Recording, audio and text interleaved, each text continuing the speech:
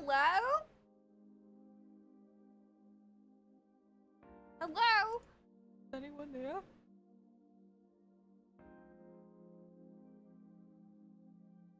Okay, hold on. Someone didn't show up for work. Don't know about me. Yeah. Silly Dinobot.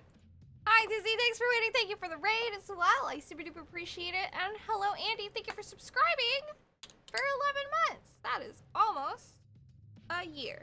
Which is pretty nuts. Hello, Raging as well.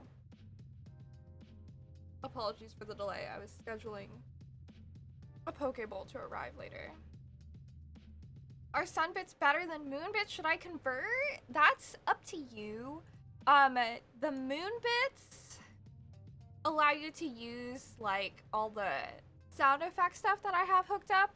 I used to have all my sound bits as sun bits, which is why like they're still kind of around. There's only like one sound left that's like only a sun bit sound. But I think most of them are bits. So it's up to you. I think moon bits are more useful these days. But it is ultimately up to you. Some people think all of them are trash, but I think you got them when you hang out with me. So, whatever you like. Today we are continuing our Disco Elysium run, where I will continue to make terrible choices. Or I will continue to try to make good choices and do a terrible job of it. All the same. Alright. Hello, ACP. Welcome in. Hello. Okay. Whoa, what is this? I just hit F1 on reflex. Thoughts. Active thoughts alter dialogue options. Thought bonuses differ from research. Pass. Leveling up range points. Skill points. Skill checks. Tools. Context sensitive. Equip them. Hi, Victor. Hello, Cal. Wow, long time no see. Time passes when picking. Dialogue options. Read books to pass time quicker.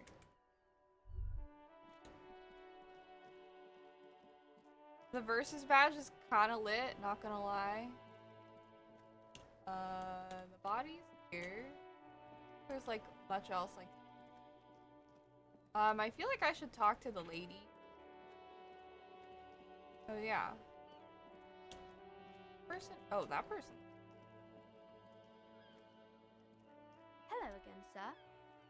Oh, it's Annette, the girl who her mom makes stand out in the cold. You see Annette sipping on her hot juice. She looks at you with shy amusement. Say, child, you wouldn't happen to know a good fridge, would you? A fridge? Yes, like a big, big fridge a cop could put a dead body into! Ha! She smiles. You mean like the Ice Bear fridge? Man, that's scary. Little girl, no shit. Ice Bear fridge? Yes, like a bear, but white. There's a fridge below the building in the basement, she points underground, with red glowing eyes. I went back there once, behind the bookstore. She lowers her voice. Mom doesn't want me to go there anymore. Not that I want to. Pretty scary. Big fridge there? Yes, she smiles. One more thing. Had her get inside the building. We found our fridge! You know, we're already off to a good start. That's the problem. The only way in is through the bookstore, but my mom is pretty strict about not letting anyone in. But, I don't know, you're a policeman. Sorry, a policeman, she says it with admiration. Hello, Mike, welcome in. Eyeing you up and down. Maybe you can convince her somehow? Anyway, she's running on her nose red from the cold. Bye. Could read all this other stuff. Who's this individual in the way? A book about pate. Oh my. Book, you don't understand what it's about, nor does it seem important. A book about Boyadero culture promotes freedom and roaming upstream. Takes willpower to even read the author's name, John Kaus from Gania? A book about the future. The government reads your mind using radio technology. Talk to this? A working class woman. You see a sturdy woman humming to herself. She's browsing books. A good one? Points at the book. Yes? Hello? She nods, her attention fully focused on reading. Who are you? Me? She looks up. No one. I'm just a working class woman. Doesn't really want to be disturbed that much. She's such a working class woman. Why isn't she working? Shouldn't a working class woman be working? Not all the time. Right now I'm browsing books. Pauses. Even a working class woman needs something to read. Good. Nod. It is. I'm a I know you policeman. are. Okay. Everyone can see that. The rectangles. He points to his sleeve. Good then. Mm-hmm. She reverts her attention to the soggy books on the book stand. Need the help of a policeman? What with? Tries hard to focus on the book stand. The citizen thinks she can do without your assistance. Don't buy it. They all need help. Maybe your husband's missing? My husband? No, he's not. Okay, thanks. You're welcome. She reverts her attention back to the book stand. Maybe your children are missing. No, absolutely not. Her words come out quick as gunshots. Right, thanks. Gives you a short nod and shifts her attention back to the books. Maybe your cockatoo is missing. I don't mean to disrespect, sir, but you are being a bit of a cockatoo here. For what it's worth, I agree, but cockatoos can't be stopped when they get like this. It's better to indulge them at this point. What do you mean I'm being a cockatoo? Nothing. Go read up on them if you're so interested. There's a great book in the bookstore. Maybe you should. What if the cockatoo is your astral captain or your heraldic bird?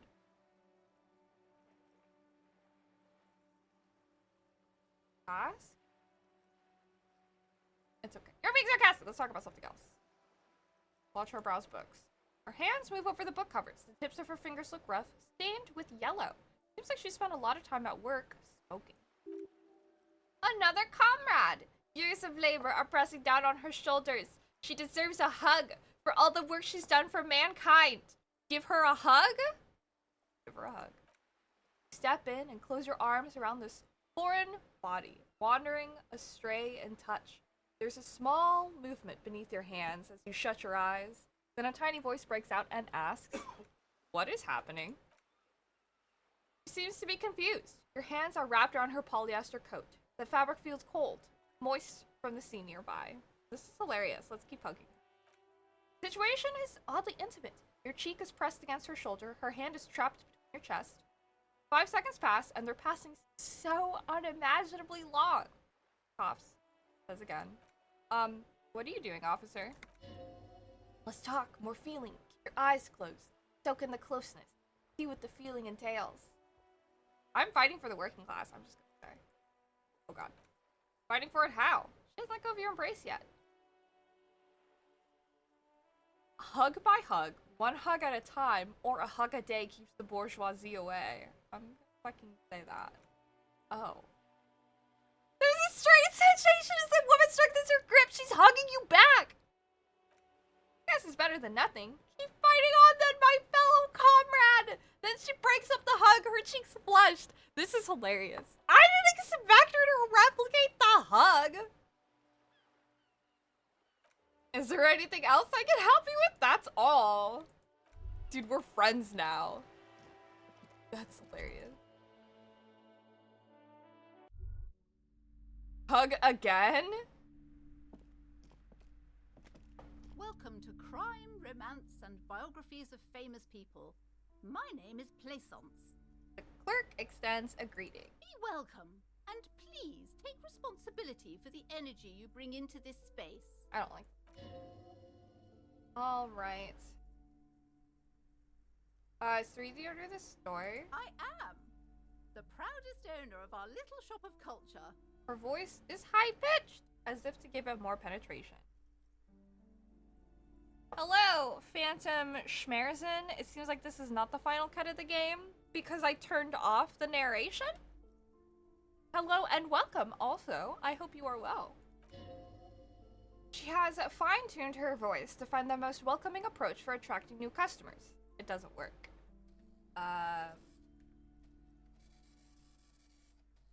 Why are you so uptight about those curtains? I just want to know what's on the other side.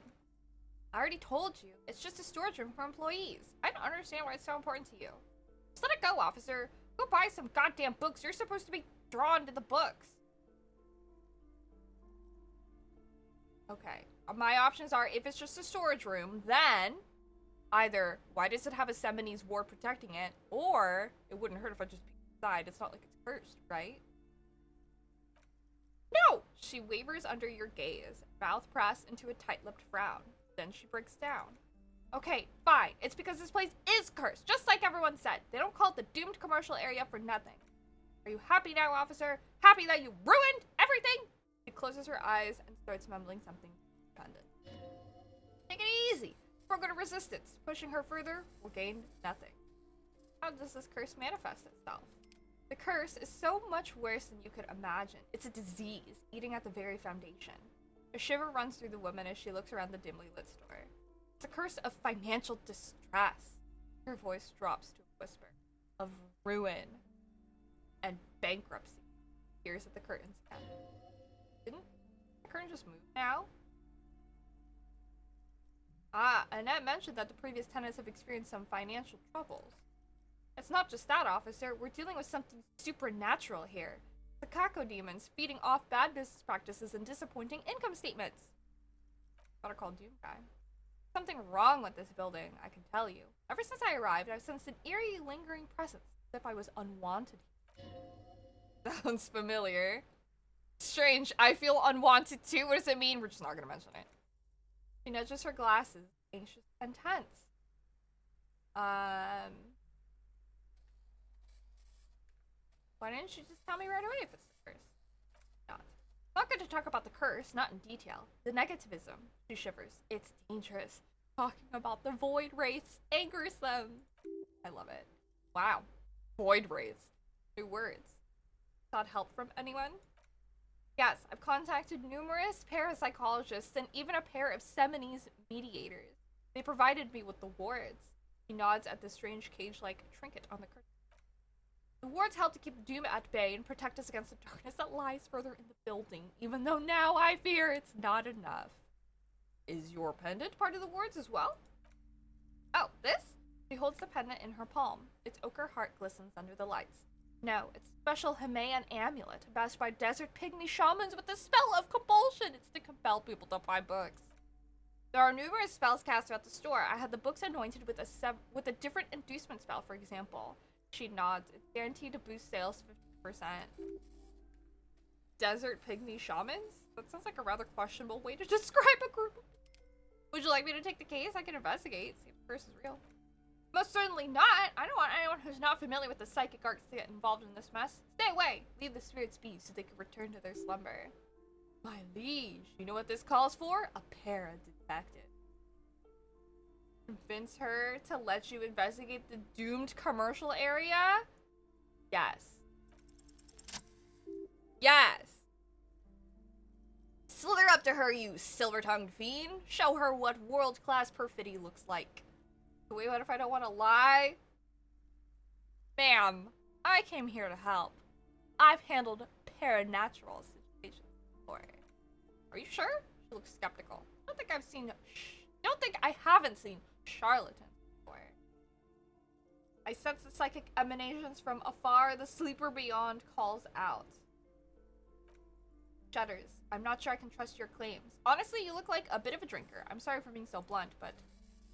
Tenant keeps his usual stony calm. He silently picks out his notebook. Go ahead then. Rock her world, he thinks. I'll compose some notes. Oh boy. My options are, I admit I've had my share of drinks, but only because the special realm is parapsychologically taxing. Or you see, it's necessary to drink the spirits in order to contact the void. God.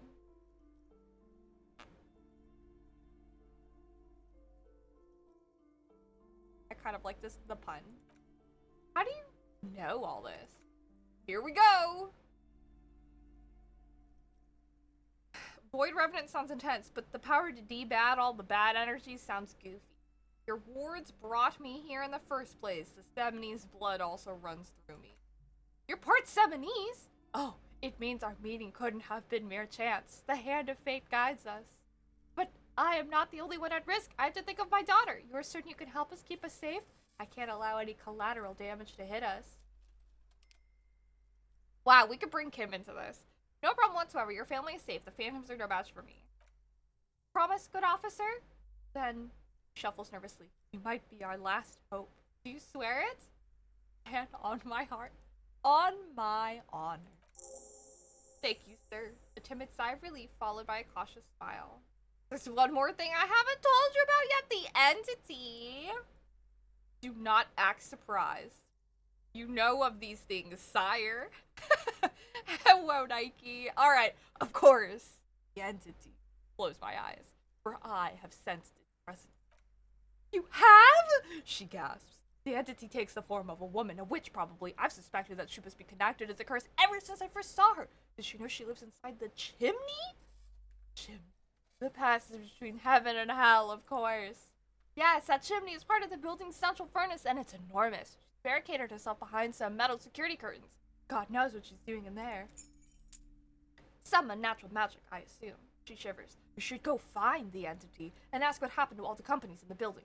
What is the source of this curse? Here's the key to the warded door behind the curtains. Take it. Oh, and please, do return to me after you've looked around. I'm quite anxious to know what she has to say about the curse, what you discover in there. Unbelievable darkness and ruin. This is so funny. What you discover? Probably just office space and the damn fridge. Don't be scared.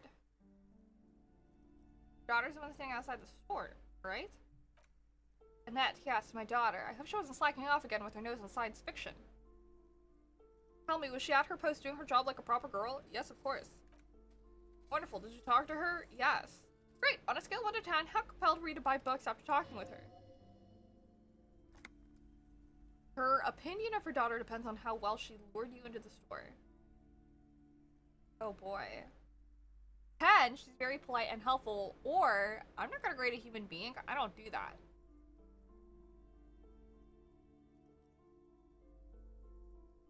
I kind of want to call her out on how shitty it is to grade a human being. Come now, it's not personal, it's about proper sales practices and market research. Expect an answer. Alright, 10. My precious, her dedication brings joy to my heart. She's immensely satisfied with the answer. If you have children, I hope they turn out as great as Annette. The way you're handling her strikes me as wrong.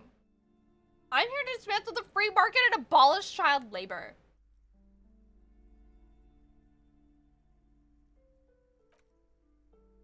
Oh my god. She rolls her eyes. You must be kidding. There's nothing like that happening. Depends. How much do you pay the kid? Good sir, what does a young child do with money anyway? No, I save it for her as a fund. She's securing her financial future out there. Slap the cuffs on her? Such criminal behavior would not happen in more developed countries. I formally reprimand you for your corrupt activities. In some more developed countries, this sort of thing is 2 felonies. Child labor and slavery! Those countries will realize they've raised Elysian spoiled generation. Her tone is decisive, not at all angry at the insinuation. Are we done with the jokes now? Oh no! Yes, we've had quite enough fun here, right? Lieutenant tops his foot. Okay, the way you're handling her strikes me as wrong. Mind your business, sir. Her posture becomes very rigid. In our society, people don't get to tell each other how to raise their children. It's none of your or anyone's business. Hello, Beats! Definitely not succeeded in that department, but I definitely conned this woman into thinking that I'm here to deal with the void and the entity and all these other supernatural things. And hello, Tariq. Welcome in. Denial is the way she copes with criticism. Damn.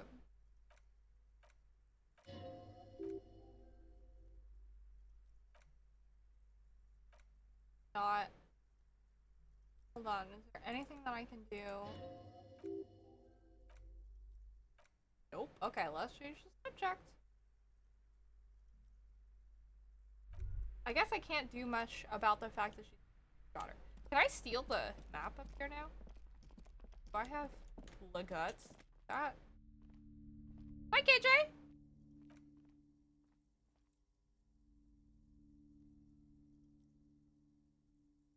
I can't steal it. Oh. My interfacing it's not good enough. Lovely. I can level up.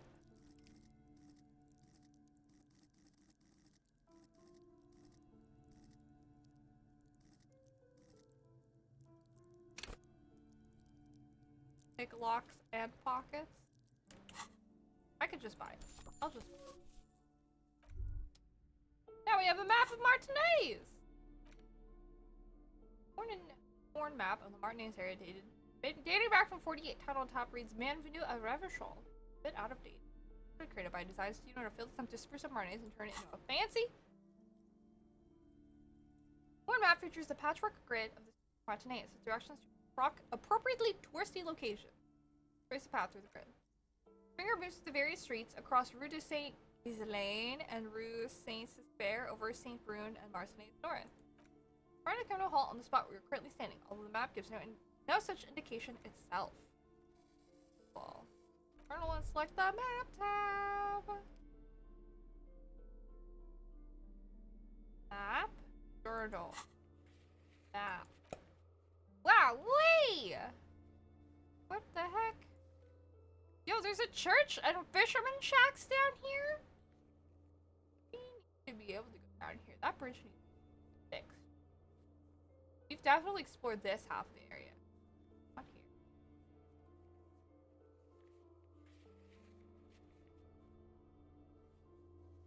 Probably a man from Helmdall's area.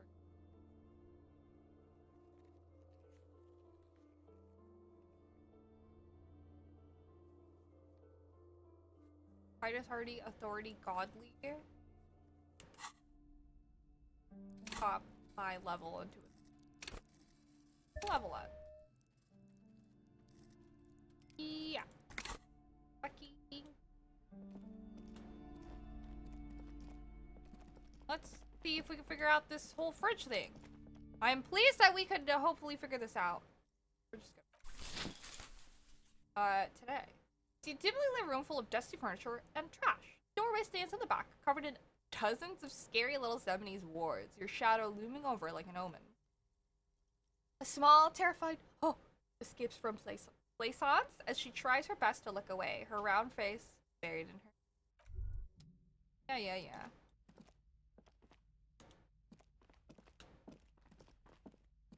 What is it? Ghostly silhouettes of hairdryers. Vaguely androgynous portrait of a man. Boarded door. Heavy door with a missing handle stands before you, covered in dozens if not hundreds of 70s trinkets and charms. It appears to be locked. I'm gonna lock the door. After exerting some force, you manage to turn the key, eerily silent. The door slides slightly open, letting a draft of cold air into the room. And go first! We'll just go. Oh, Kim has something to say? What? Yes? What is this place? Lieutenant stares at the dusty training. Looks like a gym to me. Yes, but no one's been here in ages. He draws a stripe on the dusty floor with his foot. Is it possible to make choices where you can't continue? I don't know. I don't think so, honestly. This game is like structured around you knowing nothing. I mean, like, yes, technically.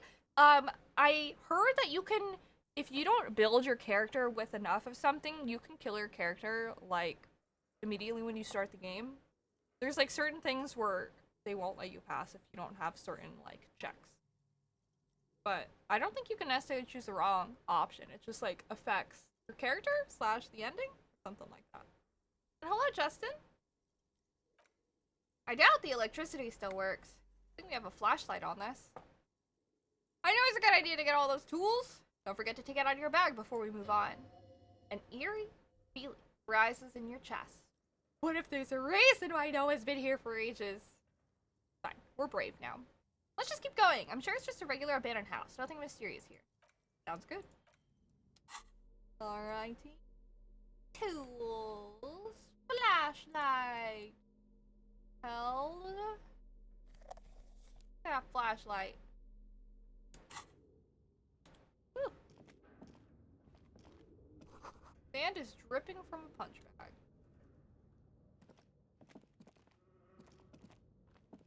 Stairs. Poster says Citius Fortis. The rest is worn off. Oh, it's a shoppable! We can give it to our homies where we accidentally threw that ball into the water. Made it early here for once. Happy to have you. How are you? How was your day? Barbell. Barbell lies on the floor. The color has worn off its weight plates. It's 60 kilograms. Your triceps hum at the sight of these weights. Show the world what kind of beast it's dealing with. Lift them. There are no collars on the barbell. This is a safety hazard. Why does it feel so familiar? Is this familiar because I'm a weightlifter? No, it's not that. It's the stale smell of rubber, the squeaky sound of sneakers, your bruised knee against the mat, and a whistle. Gone. Used to wrestle? Just a memory. A memory from another life, when you were young and fit. Look, Kim, it's a trap. There are no collars on the barbell. You're right, the weights may fall off. Better not touch it then. What kind of bastard would just remove the collars? It should be a felony. It would be a violation of EPIS safety regulations if the gym was still operating. But it isn't. No one's supposed to come here anymore. We're not gonna fucking lift the barbell. Alright. We're gonna make smart decisions. Worn out wall bars. Look unsafe. Alright, I don't think there's anything else for us to look at in the room. Go up here. Whoa. Dark as fuck. Whoa! Always blocked by old window panes and debris.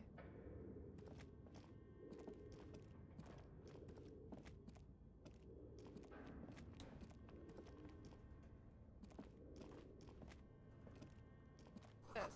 A large demijohn full of strange liquid. Wild animals stare at you in the dark, stuffed and mounted. Your day's been good, just mentally preparing to turn 25 now? Happy early birthday! 45, you're so young. Airship road is covered in spider webs. They remind you of play. There's mannequins and stuff here. Nice. So cute. Naked mannequin torso. Strange yellow color. This girl. Yo, what's this? Project Dreadboard? What? Ah. Your flashlight slides over an old green chalkboard covered in scribbled sketches and schemes, like some ancient cave mural. The writing has faded with age, but you can still make out sections here and there. Photos and drawings have been pinned to the board. These lithe, pointy-eared creatures appear to be different types of welkins. You make out autumnal candle welkins, casting wax-based magic. Translucent welkins, with organs shining under their skin, and even ether welkins, hailing from the vast emptiness of sidereal space. Who are all those creatures? Fantasies of a tortured, feverish mind? You should adopt one of those welkins as your persona. No longer a mere man, but a welkin. One of the welkins, towering among the rest, appears to be different. Examine. This is important. It's Bara Hamira, a high welkin. His face is white and scarred like cracked marble. This is clearly a Welkin supremacist. The note says all non-Welkin races will be purged. The Holder, the Dwarg, the humans, and even headless men, all of them, purged. Imagine a world filled only with Welkin. Green Welkin, Dread Welkin, and the High Welkin to rule them all. Lieutenant can't help but comment, an inordinate amount of time has gone into drawing these little Welkin creatures. You just saw on Twitter that XQC signed a contract for 100 million? What? This stream on Kick? Where is Kick getting this money from? That's an NBA type contract? That does not sound legit. I know more and more people are jumping onto Kick, but I also hear they're like the Wild West. Crypto? Really? That's not. I gotta say, everything is kind of going up in flames, and Twitch kind of sucks. But you guys are rad, so I appreciate it. Dark web shit? I wouldn't be surprised.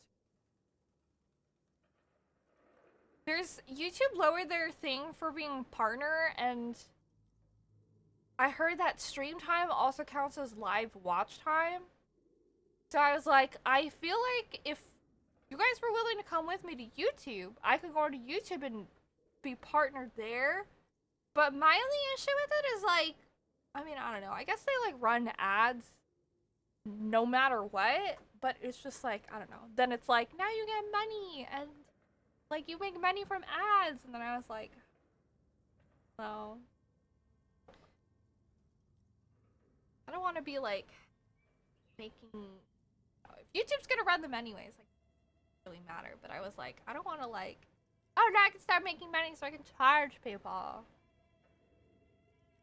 So, it does make sense. TBH, gonna sound like the oddball here, but what's Kick? No worries. Kick is another streaming service that started in like recent months, I want to say, that a lot of people have been jumping to. I think Ninja left Twitch again to sign on with Kick. So it doesn't surprise me that XQC also went. I also don't necessarily know a lot about like greater streamer culture, so I'm not 100% certain. But it's like similar to like when that other streaming service that I don't remember the name of right now, the one that like died hella fast. I don't remember the name. Yes, Mixer! Thank you! Yeah. You know how like Ninja left Twitch for Mixer? It's kind of like that. But I do feel like Kick is kind of gonna die because I heard that like people will come in and there's no filter for like fucked up views, racist shit, like Nazi shit. They like don't care. They have like no rules over there. People are like, oh, you can grow like so good, it's great, but it's like you're not safe. So I would. Hey, thanks. I don't know if I could also because of the affiliate agreement if I could like stream on YouTube some days and stream on Twitch some days. But streaming site that Trainwreck TV? Oh. Streaming on YouTube does seem like the move for streamers. My VODs go on YouTube anyways. I would just be live on a different website, but like, I don't know. Not necessarily a big deal because I stream anyways, but yeah. Gotta deal with them. True, but if they have mods, they should be okay. Theoretically, yes. It just puts greater strain on mods. And my preferred way of dealing with things is to have a cold enough viewership where my mods don't have to work much. And that if they're here, it's mostly here to chill. And if they're not here, it's like, okay. Because mods do a lot of work without any monetary compensation. And I think that streamers should forever be grateful to their mods for that sort of thing. Because that's a lot that you ask for. So, I just want to ban people. Pew pew. I appreciate it. Pew. One of the popular Kick streamers, Aiden Ross, streams straight porn of his viewers? What the fuck? This is what I mean by the Wild West. You can just do shit like that. Like, I don't know. The internet is so crazy these days, guys. It's like so bizarre. I've always been like a very disconnected, isolated feeling person from like the rest of the world, and I always liked the internet because it was like a way to interact with people without like physically directly interacting with them, and I always feel more comfortable with that. But like the weird shit that happens on the greater side of the internet always blows my mind. What is happening? You're joking? I'm sure he's not. Like, that doesn't surprise me. Kick is like crazy. I would never want to stream on there unless they really like changed everything that they are right now. But yeah, honestly, I'm a mod myself. This is true. I think I'm super stressed when I'm on for that streamer. It's a lot of work. I definitely was not the best when I like first started. I feel like I had like a lot of crazy demands that like my mods were there and on deck at all times. But I used to stream so much more, you know. I used to stream for 5 hours straight, 5 times a week. So it's like 25 hours. And it's a lot to like ask moderators to be around and available at all those times, like watching chat. That's why like a lot of my big advice for people who are just starting out is like, you don't need a mod. You already have a mod technically, that's yourself. And I think that's important for streamers to also do heavy lifting. If people are like being inappropriate to exercise. Hi! Good to see you too. Banning and timeout tools. Aiden Ross is just a cesspool of a person. Sounds like it. Modding on YouTube feels worse. In what way? Like the interface and like the tools, or you can see a lot more and do a lot more preventative stuff on Twitch? Interesting. I have not really like looked into what is available on YouTube. Like I don't know what the streaming interface looks like. There was one time when I tried to stream on YouTube for some reason for something, but I couldn't even like get it to work. I don't know. It was just like a weird time, and I don't know what any of the like modding and stuff like looks like. I don't know what it is. So, it's all new. So it'd be like a whole learning process. People on YouTube will literally change the name to Redacted as the final boss. Oh, that's an issue. That definitely seems like it would be a bad time.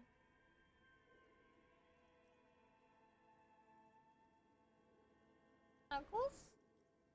You can see like account info on Twitch easier too. It's hard because like Twitch is definitely making some like stupid ass decisions. As Twitch does, but I mean, a lot of people are upset, but I think content creation. First, I'm trying to have a conversation here. That's my water, man. You already have your water. I do feel like it's important to acknowledge that content creation as a whole is kind of dying as an industry. It's a lot harder for a lot of people who content create.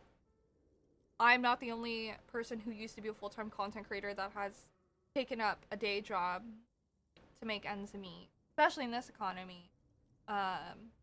With inflation and everything, doing content creation is so difficult.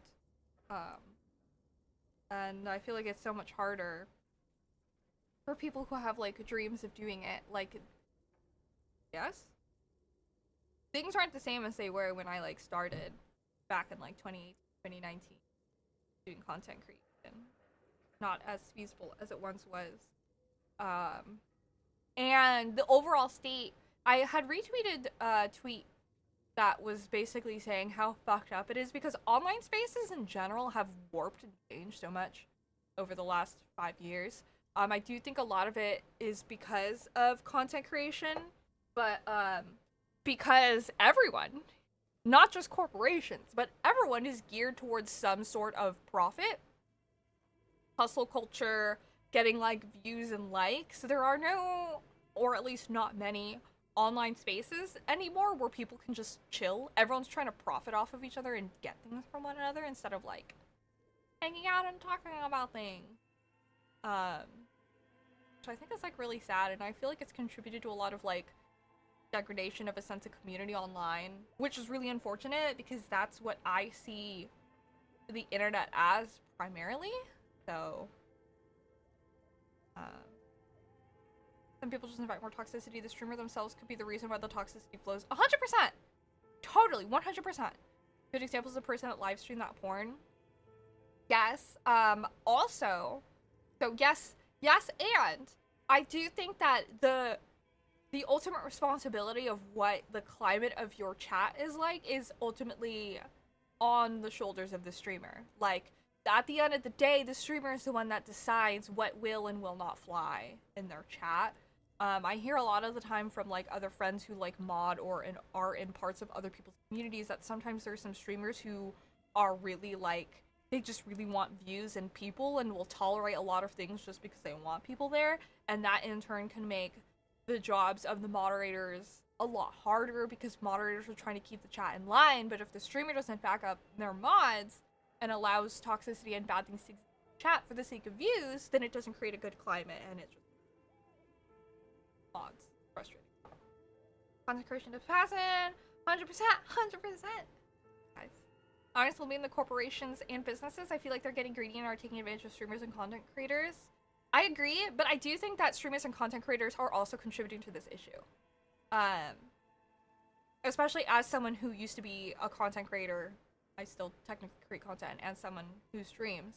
I feel like I've fallen out of a lot of the greater, like, workflow of things. Like, I feel like it's really hard for me to, like, collaborate and work with a lot of people because a lot of it is kind of like people want something. And that's something that had poisoned me when I was in cosplay.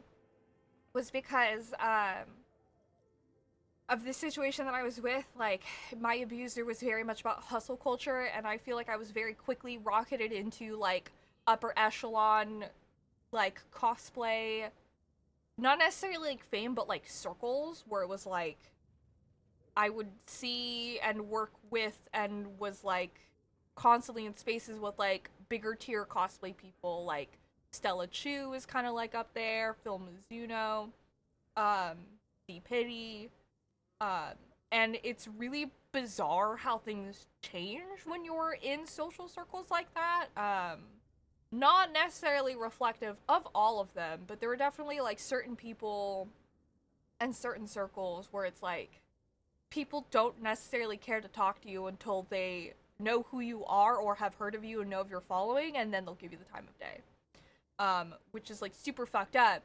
But in conjunction with like how Instagram primarily, and this is like a lot, like largely from my perspective and my experiences, is like that's where like it all started. It was just like posting pictures for likes and doing all these things to generate likes and follows, because then you had a numerical value assigned to you and your worth that would then affect how people would receive you at social situations, which was really frustrating. And then I feel like, especially with the pandemic, as Twitch streaming got popular and TikTok happened and Instagram sort of kind of was like falling out of fashion, I feel like a lot of those like ideals just kind of like spread and became worse. And then it was like about, you know, people viewership and everything and pushing for partner and all of these things. You guys understand what I'm saying. But it just seems like it's spread. I really don't think you ever want to be a pick-me person when you're on the internet. The exploitation it invites is sickening. Yeah. They like do or say something random or offensive to get views, but once they get those views and try to change their content, they get hated on by said views and they forget the audience they gained. Vicious process. I feel like it happens for some people, and some people are just like completely all for it. Hello, Argentum! Welcome in! How was your foods? I feel like I'm good about this.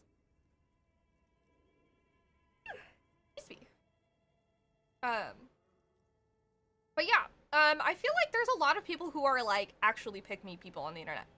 Thank you. I feel like a lot of people can like kind of mask that they are, but like it's really easy to post like baity things on the internet. I don't know. There's a lot of deceitful ways that people behave for attention without trying to act like they're getting, like, looking for attention.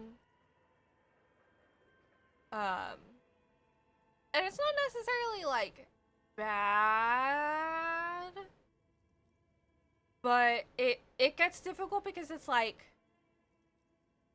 posting on the internet is, like, inherently calling attention to yourself, which isn't necessarily a bad thing. It's, like, the motivations in which you are sharing and trying to connect with other people are ultimately the root of it. True people just want views and likes and subs. It's still corporations like Twitch are pushing on their streamers to get more subs, so I believe the problem does start with the content creators, but based on your viewpoints, the problem could start from anywhere. I personally feel like the problem could start from anywhere. I do definitely think, like, Twitch definitely doesn't make it easier.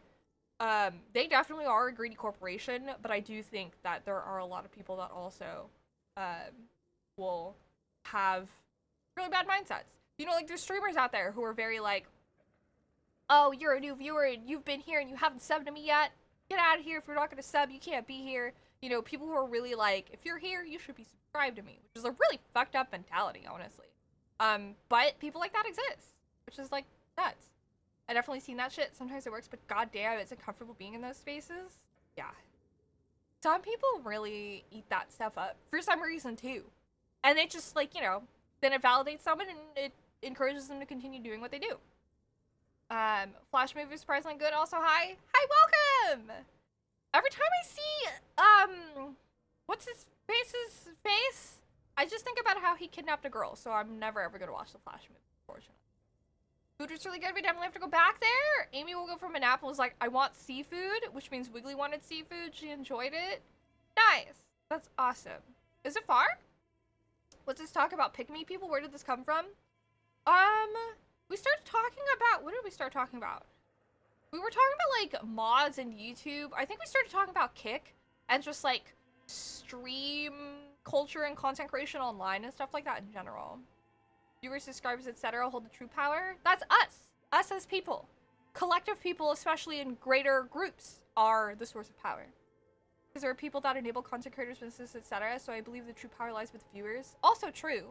So it's just like every person. It's what you do. Every single person is important. We're all part of the greater machine. You know what though? If you talk too much shit or say out of pocket stuff, you'd better be subbed at the least. Ezra? Yeah, Ezra. I just think about how it's like weird as fuck that like totally kidnapped someone and got in trouble and all this fucked up shit, and he's still making movies. You know, if it was up near my mom. Oh, not that far at all. Oh yeah, somewhere on XQC signing an NBA level contract with Kick. Yeah, and we were like, where the fuck did they get that money? What's going on? But yeah. Oh, Urza, whatever his name is. Ezra Miller, right? It's crazy how people forgot what that dude did just because they're the Flash. I've heard the movie isn't doing good because of CGI. Every time I see it, I'm like, I kind of hope the movie flops because I hope everyone thinks about the fact that this dude can. It's just what I think. But I don't know. I also just kind of like, I don't know. I don't know if it's because I'm getting older, if I'm just like ascending out of my fucking mortal coil or whatever, but ultimately it's like, I'm just gonna have my old people opinions and morals about things that people choose to do. And I'm not gonna hold it against people. I'm not gonna treat people necessarily different if they decide to go do things and engage with things. Whatever, that's your life. I'm not here to police you. I'm living my own life. But I will still have opinion. Unfortunately, I think America's too shitty for that. We'll go support it anyway. It happens. Again, it's like, I have a lot of opinions about Final Fantasy 16, for example. I'm largely keeping to myself because I know a lot of people are very passionate about it. But I have a lot of opinions on things that I think are very morally important that I don't think most people think about, and it's really frustrating. But they're my opinions. And I can't force other people to have the same viewpoint as me. This is the struggle I've been having for quite a few years now. So, womp womp. Only went to see Michael Keaton. That was my Batman when I was a kid. If the unrealistic happens and all the viewers, subscribers, and etc. take a stand together and all leave unless certain change happens, I'm pretty sure Twitch or anyone would change their way or go bankrupt. Yes. That is the pervasive view and understanding of how big systems are undermined. It's the basis of unionization and government change, is if enough people get together and demand a change, change can happen. That's the point of doing strikes, that's the point of unionizing. But most people tend to just submit. Take Netflix, for example. Netflix rolled out their ban, really shaking down account sharing, and their accounts went up, for example. Our gentleman and I were talking about that this morning. Is like, a lot of people raised a big stink about Netflix not allowing password sharing anymore, but people are biting it. They're like, okay, and make their own accounts and paying for more subscriptions. So it's working.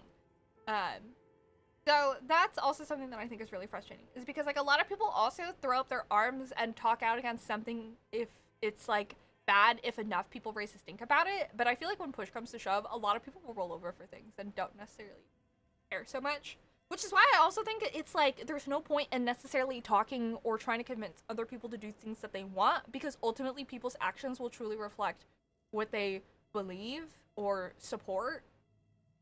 And there's nothing you can really do about it, because if they do like virtue signal or change in order to appease you, it's not true or aligned to their beliefs, and it just leads to further disappointment. I feel like I sound super jaded. Alas. I definitely see it. That's really unrealistic. Community building is also a big part of keeping your audience in check. I think that's like the most important thing. But it's, I don't know, I feel like everyone is into community building. Which, like, I understand. We are dissolving as a society.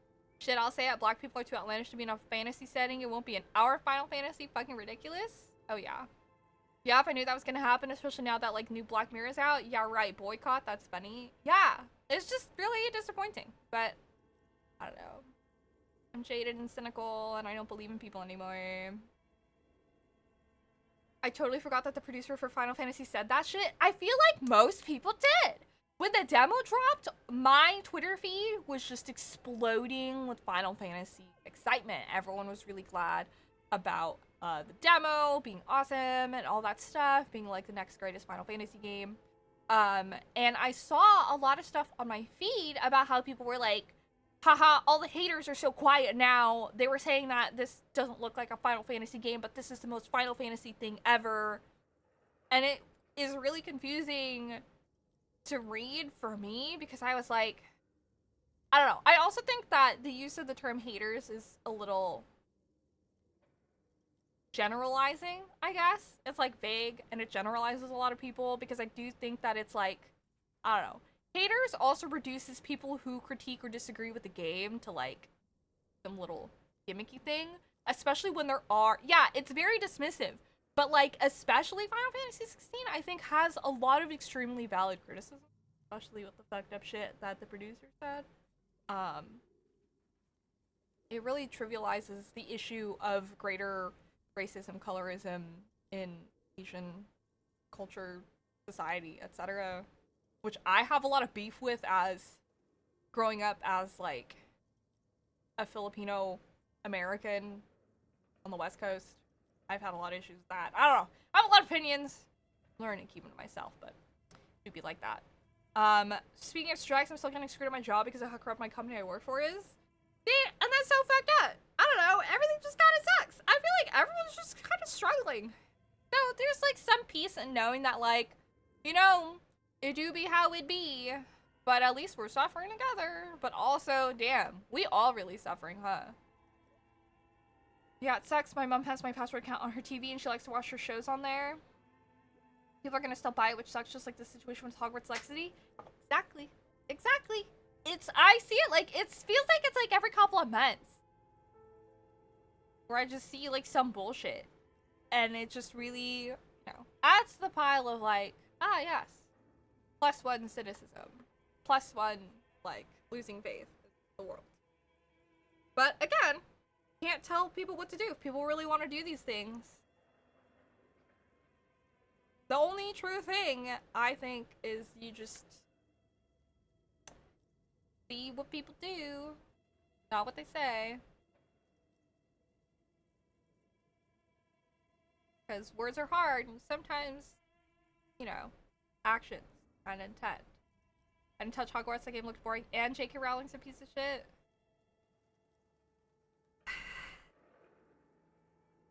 The big issue I had with that game is the pipeline of supporting Hogwarts game supports JKR, who supports anti-LGBTQ everything. And to the point where she's a figurehead in that movement. And she directly correlates, like, that game's success with her beliefs. I was just fucked up to buy it, because then you're basically telling her she's right, whether you mean so or not. She's gonna interpret it that way. Not to mention, it also sends a signal to all your friends that might be in the LGBTQ umbrella that, you don't actually care about this. But do some people actually care? No! I feel like I'm going insane! Nobody cares about anything? No one stands for anything? Will fall for anything? Okay. Anyway, these Welkins. I only didn't get it because you were trying to be a wizard.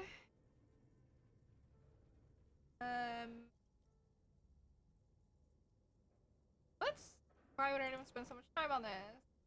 Creatures. Photos. Stand for fish sticks? For all I don't know why technically, but I do understand what you mean. I appreciate that. I feel like the only like solid ground I have is, which is like super corny, but it's like I don't know. Am I insane? Like I keep thinking like, do I have something wrong in my head? Is the rest of the world crazy? But at least when I like hang out with you guys here on Twitch, you know, we're all like on the same page. It feels like, for the most part, you guys get it. Makes me feel less crazy. So, you know, thanks for like being. Sacredness is dying these days. Prophet shines these days. Yeah. Don't mind me. I grew up on Harry Potter and I love the world, but I really need the Harry Potter IP to be passed to someone not shitty. As long as JKR lives and breathes, it sucks. I also grew up on Harry Potter. And I really love the world, but I also realized that there were a lot of really like fucked up subliminal things in the world that were built. Like when someone with bad views writes a book, it can be really entertaining, but when you double check it, sometimes some things stick out that are kind of like, that is a little fucked up when you think about it. Like the only Asian character in the entirety of the story being named Cho Chang. Pretty fucked up and racist. For example. So, you know, things like that where you're kind of like, you know, you can't, there's no good excuses there. It's kind of like a weird fucked up characterization of like a token Asian person in the story of people. So, just like shit like that, where it's kind of like, huh. So, I'm a firm believer of like, I appreciate it for what it was to me at the time, that I enjoyed it as a kid, but I really do feel like I've outgrown it as an adult. Yes, thank you. That VTuber who started crying because she got hate for playing Hogwarts, but it was basically people just saying, hey, maybe you shouldn't play this game, because J.K. Rowling is a terrible person, so her community started saying transphobic shit on Twitter? I feel like what a lot of people get caught up on is like who threw the first stone, but I feel like it's really important to look at and see the greater ripple effects. Like, especially in our very internet heavy interconnected society, I understand like maybe some things that are being said, you know, have their own context and stuff like that. But there's so much shit these days that gets taken out of context and is used in crusades and other more harmful things. So, case in point, VTuber who was, like, crying because she got hate. Like, yes, it does suck if people are, like, harassing you. However, if your ultimate, like, sum of actions results in people saying transphobic shit on Twitter, it was bad. That should not be happening, you know? I thought it looked fun, but I have trans friends, so I approve. Because I've definitely had, I've heard of people who are like, it looked fun. I asked the one trans person I know if they thought it was okay, they said yes, so I'm gonna play it. Like, weak ass shit. I understand, like, it could look fun, it could look interesting, but I think it's also important to acknowledge, like, it can look like those things, you can still make the moral choice to not engage in it. Like, Final Fantasy 16, I'm intrigued. People say it looks like Game of Thrones, but I can't morally parse the fact that they said that, like, people of color would break the immersion of the fantasy world. That's too fucked up for me to be able to stomach even checking out the demos. I think I would be incredibly heartbroken if I found out, like, George Lucas was, like, JKR. It would be painful as fuck! It's so hard, the way that, like, creators can be fucked up and the things that they produce can be so dear to us is, like, such a profound betrayal because of the context in which we take stories and internalize them in our life and how they can help us with things being produced by people who suck is like such a personal heartbreak. It's terrible. Might be an idiot, but I read HP is health points. I play too many JRPGs. Well, we do need health points. It's true. I'm glad you have your good morals. Thank you for thinking that they are good. I also think it's important to recognize that, like, I try my best, but I also, it's, I don't know, the morals stem from the belief of, like, I don't know harm. People should be allowed to be who they are and other people shouldn't be oppressed, so. At least I know if we were kidnapped into a Danganronpa situation, I can 100% trust you. That's really high praise. Thank you so much. I'd fucking get into the chapter 1 situation protagonist. That's like so me. I feel like I very much fall in the caveat of like, I feel like an idiot a lot of the time trying to do what I think is best. I feel very the road to hell is paved with good intentions of like, I try my best, but I feel like I'm fucking always fucking up and doing the wrong thing. And it really sucks, but I've just come to the conclusion that I should just try my best every day, as much as I can. Which results in, directly correlating to Disco Elysium, heart attacks and chairs. I'd be super gutted if something happened with Pokemon. My cousin got me into Harry Potter and I was obsessed with it as a kid, but being a kid, I never noticed the weird shit in the series. Right? Same. And the thing is that, like, as a kid, how would you fucking notice? You're a kid. You don't have enough world experience to, like, recognize, like, you know, greater political conversations that are happening within the world building of Harry Potter. You don't have the political, like, context to understand these things that are happening. As a kid, all you understand, especially for me, was, like, I'm a kid that has no friends. I'm lonely. I don't have any, like, family. I just have my parents and my sister, and I'm bored at home. And all I want is to, like, go somewhere where I feel like I belong.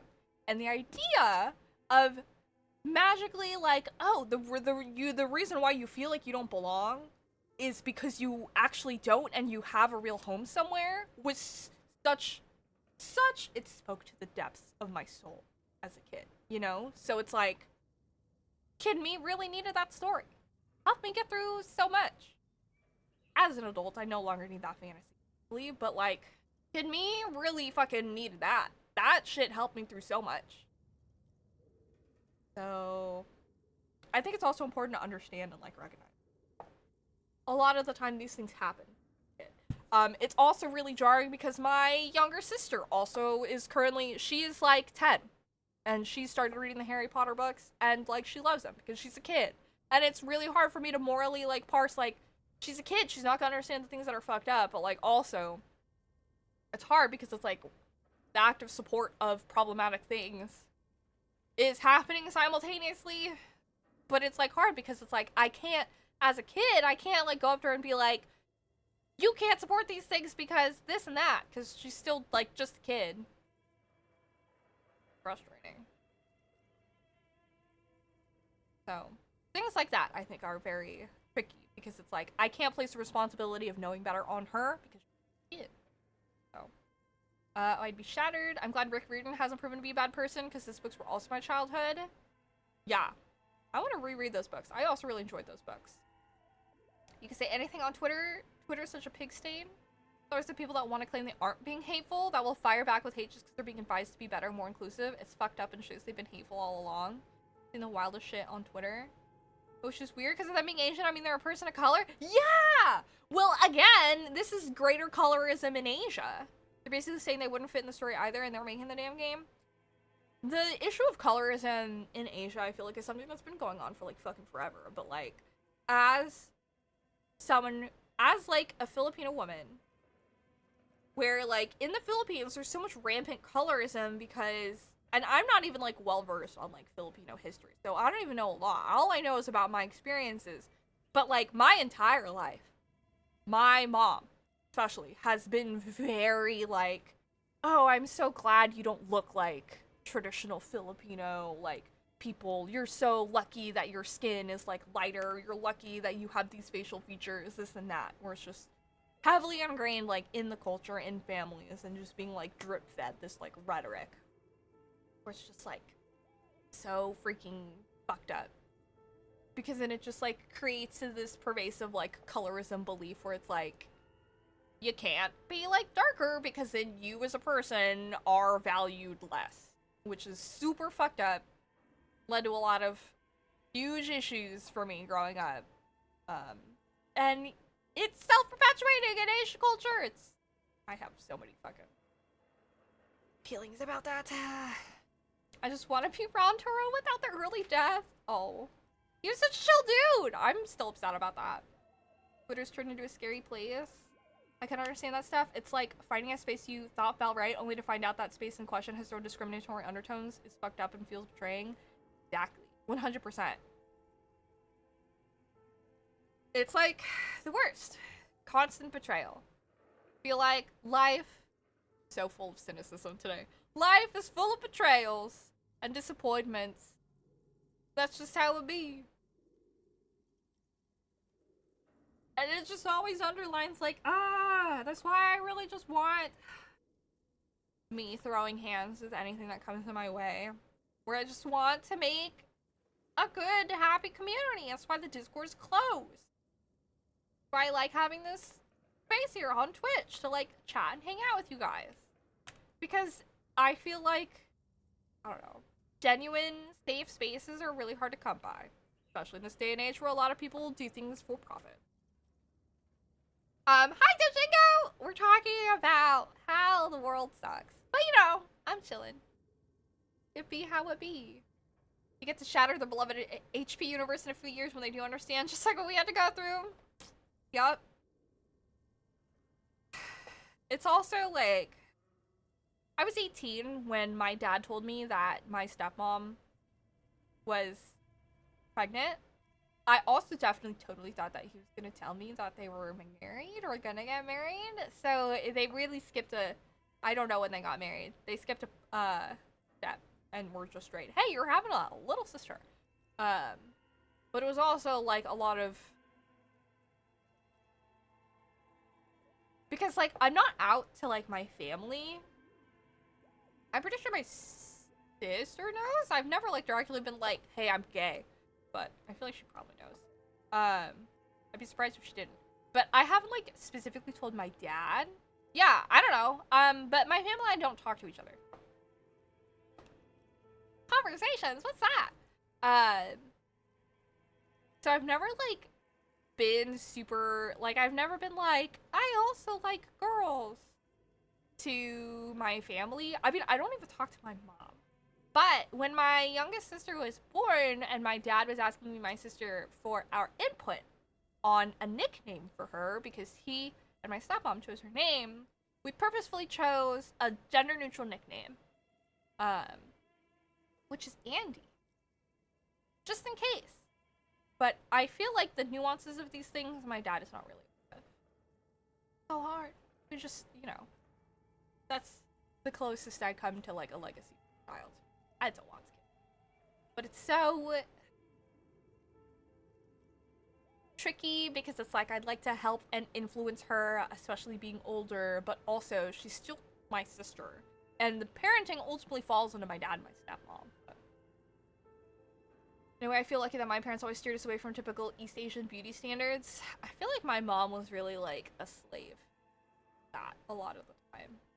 It really, like, my self-esteem suffered so much as a kid. I had, like, for example, like, a lot of acne as a teenager, and she'd always tell me that I looked really dirty because I had acne, even though it wasn't, like, I was, like, washing my face all the time to the point where it hurt, and, like, there were always little things that she'd criticize me about my appearance, which fucked me up for the longest time. Directly correlating into my issue and problems that would arise later in cosplay. But yeah. Or really, did he not like it?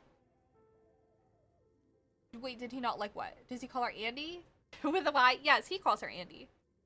I don't know if they necessarily, like, realized that the reasoning that my sister and I had for a gender-neutral name is because we didn't want to necessarily give her an only feminine nickname if she felt better, you know, expressing herself in more masculine ways. So we wanted to give her something that was gender neutral. Because her nickname has so many different, like, you could make so many other nicknames with that name. It was Andy. We always called her Andy. Because her real name is also hella long. So, but yeah. Little things like that. Fun facts. I'm gonna drink some water. Talking. I think we're also considering that. Unfortunately, I think there's a gender neutral nickname for Celine.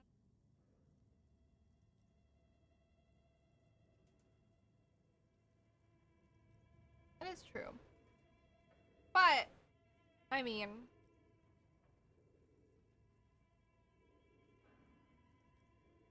my sister and I chose it as like a fail-safe kind of thing. Not necessarily like fail-safe, but just like a precautionary thing. Because we know for sure that my dad and stepmom will be reinforcing feminine gender stereotypes upon her being female at birth. But I feel like in your case, you know, you will definitely be aware and accepting from the get-go. So even though she may have like a feminine name, I don't think that she would feel like she would necessarily have any like pushback either if she were to go by a different name, for example, you know? Bella? How do you pronounce that? Sounds like Bella? Pretty sure that's a neutral. There's that as well. But it's hard. Because it's like, you never know how things will be. How things go.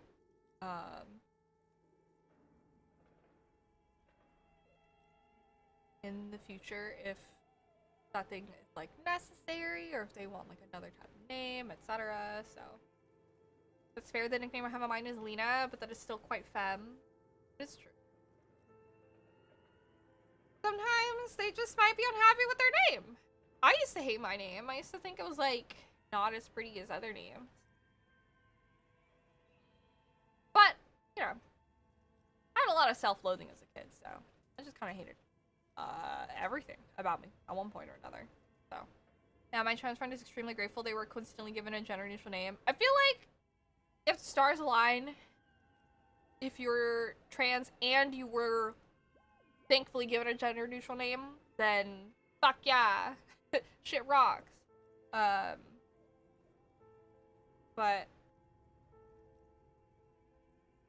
it's kind of like rare. Some people also, I don't know, really hate their names regardless. It all kind of depends. You got lucky with your name? Do you like your name? You guys like your names? You hated your name growing up? That's why we go by Steph? Ah, yes. He's called me Justina to piss me off. If our movie decides to transition, that is fine. You just have to choose a name from the approved name list you already have. You like your name? That's good. I like your name a lot too. I think it's quite unique. I feel like people with your name or close to your name, because I have another friend named Callan who goes by Cal. I just love those people. That's certified. That name, certified banger in my life. Do you guys also have like? Do you feel like certain people with certain names are people you get along with and people you don't? I feel like I never get along with people who are named like Jennifer or Jen or Jenny. I feel like pretty much most Jennies I know, I don't like.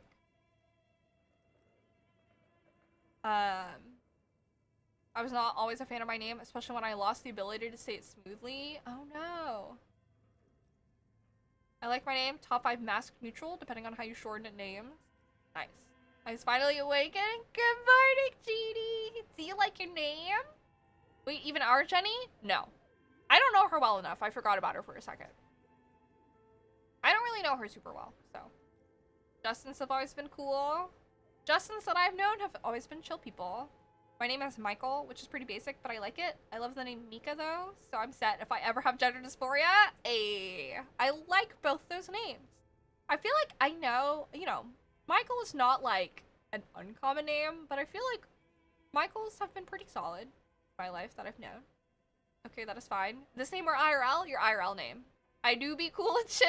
Yeah. Mika is very pretty. The Sarahs that I love have Sarah spelled with an H. I know 2 of them, and I love them. I'm trying to think of other people I know.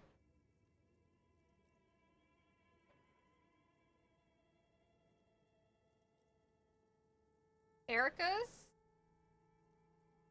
I think, are if I had a nickel for every time that I didn't like an Erica, befriended an Erica due to outside sources insisting that they were actually cool, and actually finding out that these Ericas all along were a waste of time and were shitty backstabbing people, I'd have 2 nickels. Which isn't a lot, but it's weird that it's happened twice. So I've decided that I don't fuck with Ericas anymore. IRL have a few different nicknames, but my IRL name is actually stuck with me, and I grew to be okay with it. I've only met one other Kellen, and he was cool. Lena's are very 50-50. I've crushed on a lot of Erica. Amy also agrees with Sarah's with H's. Her and I have definitely had a conversation about that. And we are definitely the same about that, which is pretty good. Hello, Fu! You don't think you've ever met an Erica before? I've known an Erica with a C, and I've known an Erica with a K, and both of them, I both did not like at first. Both of them, people were like, external sources were like, they're actually a pretty cool person, you should befriend them. Then I got along really well with them. And then some sort of event happened where they turned out to be awful raging people. That I'm like, what a waste of time.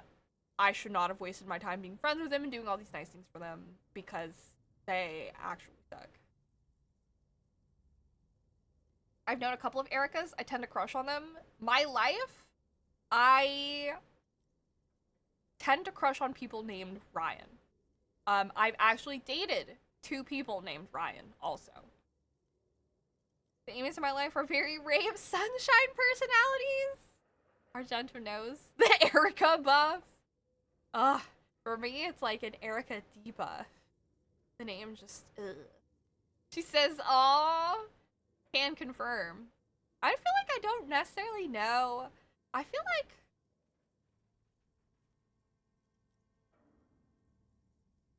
I'm trying to think of Amy's I knew in school.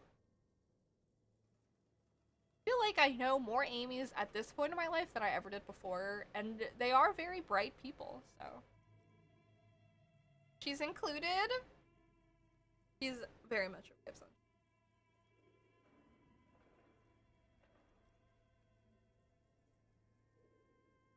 Who else?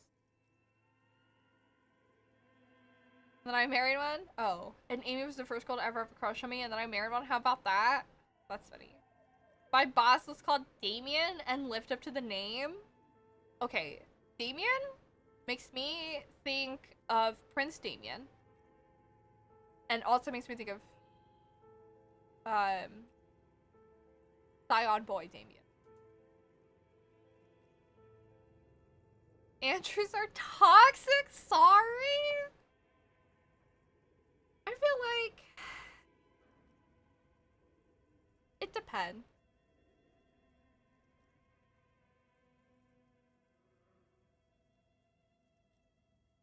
I feel like I've known them like all over the board. I only knew one Damien and it was in kindergarten.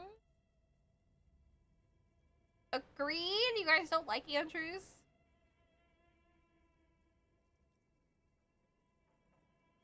Another one, I crush hard on Jasmine's. All iterations of the name. And that includes the one we work with sometimes. You have one cool Andrew. Also a fan of Jasmine. I knew a Jasmine in school growing up. I didn't have like an opinion on her really. I didn't really know her very well. They always smell good? It's in the name. It's like guaranteed. I wonder how much these names have like actual buffs. But it's just funny because like a lot of people have like recurring life experiences. Angela's definitely be toxic if people inspired to name their kids after Andrew Tate. Ugh. Ugh. Yeah, definitely.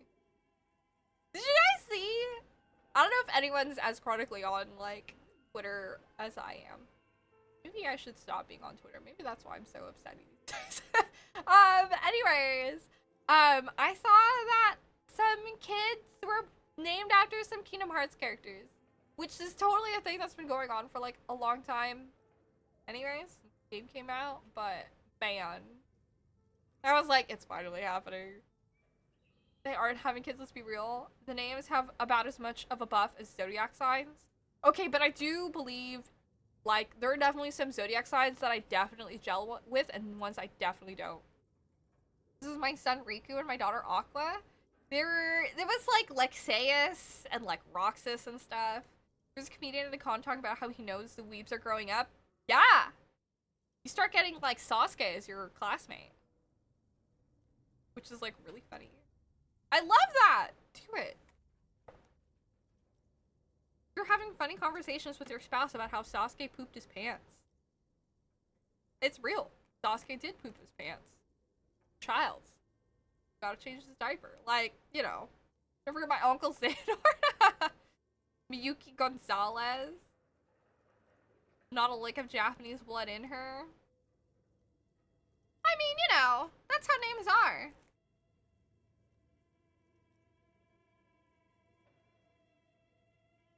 I remember as a kid, I was super confused because there was this black girl who transferred into our school in like 4th grade, and her name was Asia.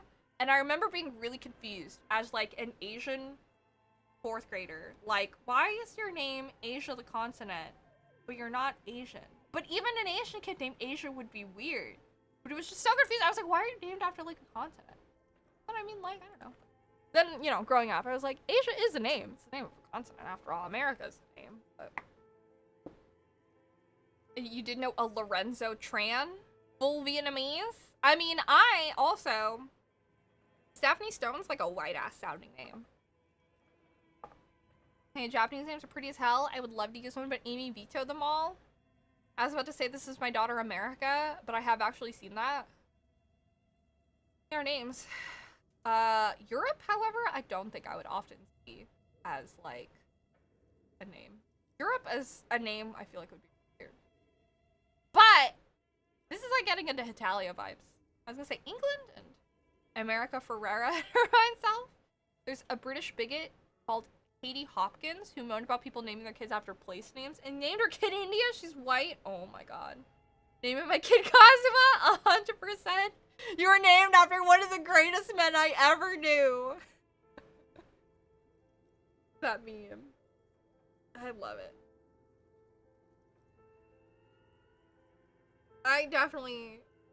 I'm a huge fan. Like, yes, the weeps should grow up and name their kids after people they love. Taking roll in class, Antarctica Smith.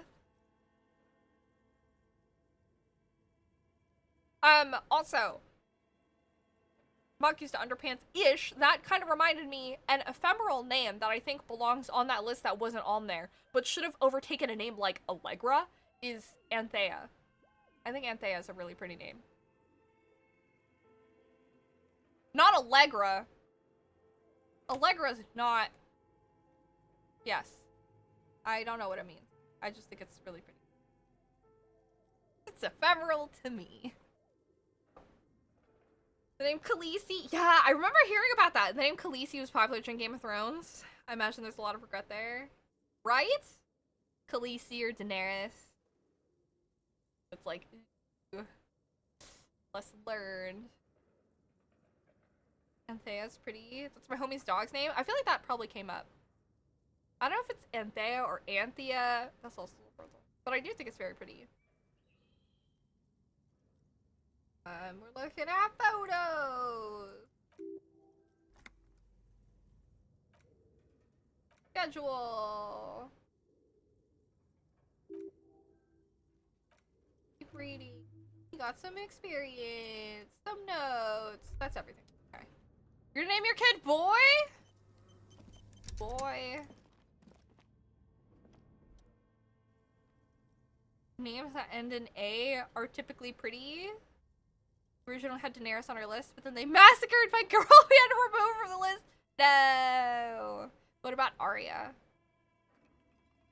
Bird Box? Did you actually watch Bird Box?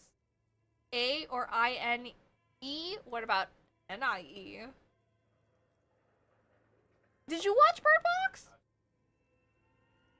I was disappointed because I really...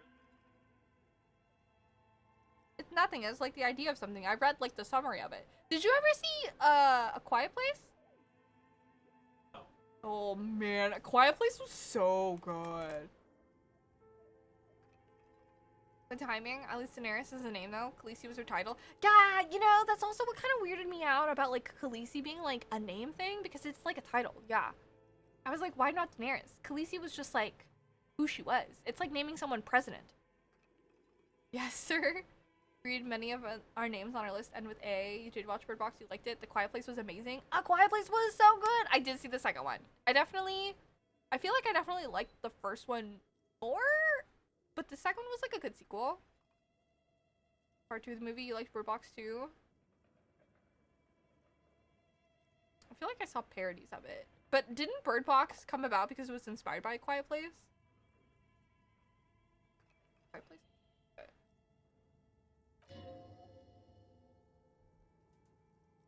Diagram for summoning a time-forgotten being?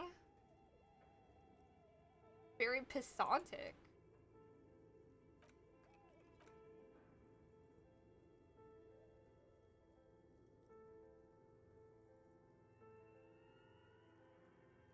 The anatomy of the curse.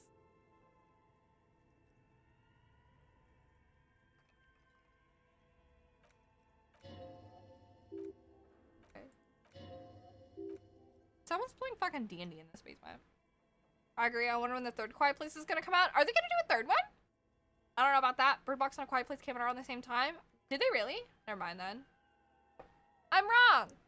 I conflated the two of them and definitely thought that one saw in the other, but I'm wrong. 2024-25 for Quiet Place? Or what? Bird Box 2? My god.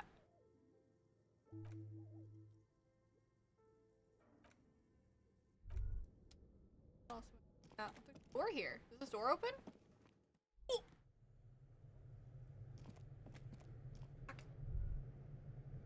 On. Quiet Place? So Quiet Place 3 really is happening? Developers of the most advanced RPG. The scene in the Quiet Place with the toy was so heartbreaking and intense, dude. I was shook. I'm trying to remember. Yes, I do remember. I think about the scene with the stair and the nail. You could probably piece together what happened. That is probably the scene that sticks out to me most in the entire fucking movie. Dude! When I think of the Quiet Place, I think of that scene. Yeah. John Krasinski currently writing the script in his dark basement. Impressive. Radio computer. Exactly! That's exactly that scene.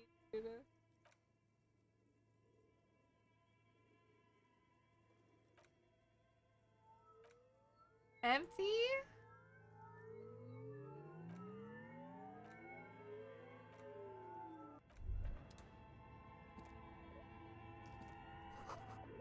Velvet? What? Okay. What do you think is going on with that computer, chalkboard, and fireplace? Failed business? What the hell are they making? Popular pen and paper role-playing games? Trying to automate it, I see. That was me in that scene. I'd be screaming like that dude from Home Alone? Yeah! Man. We gotta have movie night in the Discord at some point. By the way. Hey, what are you guys free? You guys wanna watch the D&D movie? There's so many movies that I wanna watch again. D&D movie? 1. Mario movie? 2. Even dead as shit? Immediately! Just freaking... You know what? John Wick 4? John Wick 4. We could definitely do that. God, I love John Wick 4. Damn! You want to ping GD one more time?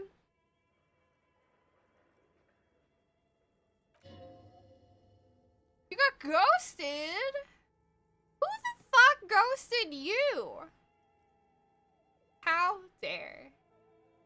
Utter madness. Compliments.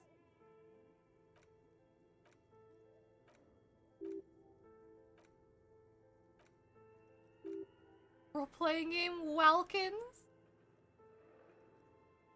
GD, I need your face. Check this out, Steph. My cousin hated the ending of John Wick 4. I can't say anything because I don't want to spoil anything, but...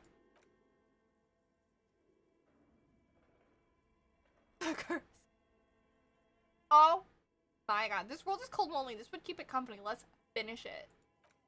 A half smile breaks out from his face. Too late for that, I'm afraid. Okay, let's keep moving. Oh, would have liked it. I'm starting to realize a good percentage of my friends are horrid texters, but it's all good.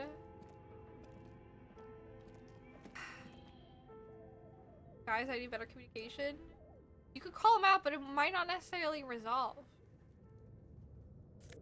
Not everyone will show up when you ask them to show up, and it's not because they don't like you, but it's how we are in. There's somebody down here. It's important to make time. Lips. Oh, hi, Chihiro! A favorite part of the game so far? Oh my god. Well, my favorite part of the game that happened today is I super totally just fucking hugged this lady. And she was really fucking confused, and I hugged her for like longer, and she was like, "What the fuck are you doing?" And I was like, "For your fight against the bourgeoisie." That's what this hug is. Like, oh, and then she hugged me back, and I was like, LMAO. She didn't push me away. This is so funny. I thought it was great. My favorite part of it. I really only do that when I'm planning stuff. I don't expect it to. I find people don't easily change stripes. Yeah. Hate last minute updates. With people? With games? Whoa, not Kim. Have you played this game, Chihiro? Wait, what the fuck? Production schedule filament memory? What the fuck is this? Oh, so I have a shot for the bug. Casual. We'll be ready using a radio computer. Ooh. That Woody bringing spreadsheet ought to be filled in at least 2 days in advance, for example. Oh, yeah. Apparently it's very much a trait of autism, but I'm hardcore a person who's really thrown off if plans change last minute. A lot of the time. I can accept a degree of change, but if shit goes sideways, my stress goes from 0 to 100. Going to the movies? Okay, have fun! If a random girl in the streets asked for a hug, would you accept? Depends on her appearance. If it was like a homeless looking girl, probably not. If they just looked like a normal person, perhaps. Depends on the surrounding area, also true. Everybody threw a little grad celebration. Like at a con or something, sure. Ugh, even at a con. Like that first chick that came up to me at the con. Didn't know what was going on. Slightly alarming. A lot of things. Where did we come in from? The bottom down here? Yeah, this is where we came in from. Oh, so she gotta be cute to get a hug? No, she just has to be clean. Cleanliness is an important factor. What if it was a guy? Any situation in which you'd be okay with that? As long as they're clean. No, insert. Press play. Good afternoon. Fortress accident en rue de Saint-Ghislaine. This is East Insulindian Rapid Station 1. Interesting. Couldn't really secure a picnic spot because someone wanted to get there early, including him, and it drove me nuts. Okay. And if they're wearing a free hug shirt, you would hug Rantaro. Oh my gosh. Realistically though, I don't know. I feel like I definitely would be more okay with girls. With dudes, it just depends. I feel like I'd have to like talk with them a little bit first. And if for some reason I felt very like compelled, like I could trust them, probably. But I definitely have been in way too many situations with cosplay where like people will ask for a photo and people will touch me without permission. Not a big fan of that. Don't really appreciate people putting their hands on my waist, but it happens. Let our collarbones touch? What? Oh my god. Realistically, I probably wouldn't hug a random person. It depends. Maybe if they look like they needed it. If they were like fucking crying or something. If they looked sad. If I was getting like a sad vibe and like they were, I don't know, I just felt like they needed to connect with a human being, I'd probably be like, sure. But I don't know. If I felt like it was like some weird thing, probably not. Like I've told the story before. But there was this one time, freshman year of college, my boy and I were walking, these two girls just stood in our path with their arms open. We gave them hugs, turns out they were conducting a social experiment. Yeah, stuff like that happens sometimes. If men knew how to act right, they would get free hugs. It's too case by case for me to generalize. Me as like a 6th grader or 7th grader going to my first convention, like being like 12, 13, or whatever, there were definitely free hug signs, and we would just hug random people and just excited to interact with other people. Nowadays, you get crazy ass people sucking each other's toes. Back in my day, it was just free hugs. A lot of flags would make me saying no, but I'm open to the idea. Yeah, feel that. Like, it depends. I wouldn't say never, but I also would not say always. How did that go from hugs to sucking toes? Social media.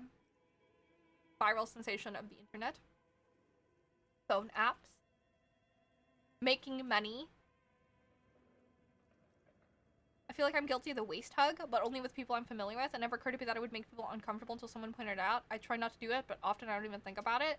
Understandable. I feel like mostly it's like some people just kind of like go to that. It's uncomfortable when people pull you in for the waist hug for photos. Then it feels like you're being manhandled a little. Some random person ever tried to give me a hug, I would instantly stick my hand over a handshake, man or woman. Handshake or fist bump or high five. At least it's not licking armpits. Oh my god. Sucking toes is wild. Waist hugs can be a little too forward for me. I do over the shoulder hugs. Yeah, the like arm up, arm down. Side hugging. Hi, George. Side hugs, also great. So with my height, it usually ends up being a shoulder hug. I am small, so I usually, if I hug taller people, I get on my tippy toes.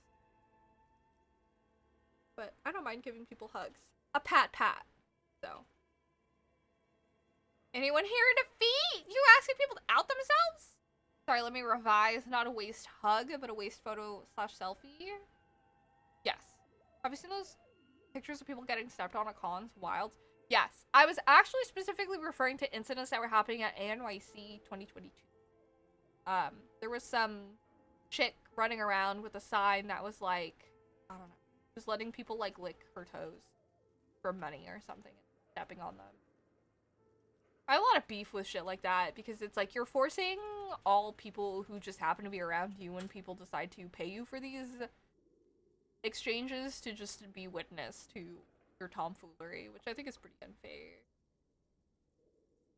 JD, we were trying to ping you. When are you free to do a movie night? Do you like to high five? I like have you guys seen the videos of like teachers and like kids when the kids are coming into the classroom where they point at what they'd like if they want like a hug or a high five or compliment, thumbs up, stuff like that. I love stuff like that. For hugs, I'm an under, they go over, but then I see how they are approaching from the hug and adjust. That's fair. I think the stepped on thing is funny as a joke, but people actually get off on that. Yes. I remember when it used to be like a joke thing, and I feel like a lot of people, I don't know. But it's like, I don't know if my perception of it at the time was innocent, and I realized that it's more sexual, but I don't know. If I'm licking toes, I'm getting paid. I would say, hey, get that bag, but she wasn't doing it in the privacy of her home. Yeah, she was like running around the con with it. I've seen that, very cute. Yeah, a lot of the kids choose whatever they feel like, and I think that it's great that they get to choose. You need to come up with a secret handshake for you and Wiggly? That's true. First, she needs to exist in a space where you can interact with her hands, though. Also, I would recommend that she also can come up with things for this handshake. Not just you. You gotta come up with it with her. Because then it's extra. It's only your handshake that you've both contributed. That makes it so special. Yes, of course, teamwork? Yes. Please repeat. Is this the production schedule? Fortress accent? Are you a machine? Are you alive? I'm alive! she repeats passwords? Programming people are all paranoid? What?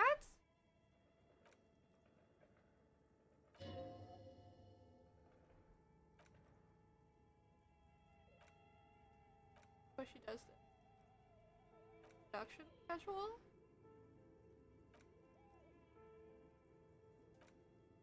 The password? Asking for a hint? No hint. I don't know the password.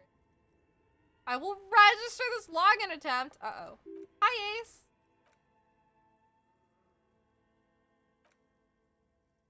Oh. Accident. Yes. Interactive call-in radio game.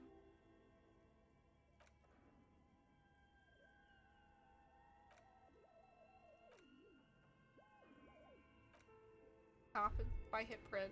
Okay. Okay, that's it down there. Go up and we can also go down. Whoa. Safety curtain. Iron safety curtains. Covers half the room.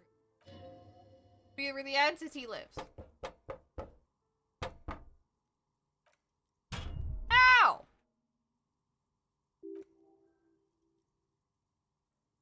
Fucking hurt myself. Get off fast, Mo! Oh my god, we're trying to get you in a movie night. I recognize the unnecessary aggression here. So funny. Speaking of names earlier, so my best friend's sisters and myself are doing a plan for her gender reveal baby shower party. It's gonna happen next month, and I'm super hyped. Do you know? Thank you. Oh my gosh! 34 months? That's almost 3 years! Thanks for subscribing, Argo. I appreciate it. How you doing?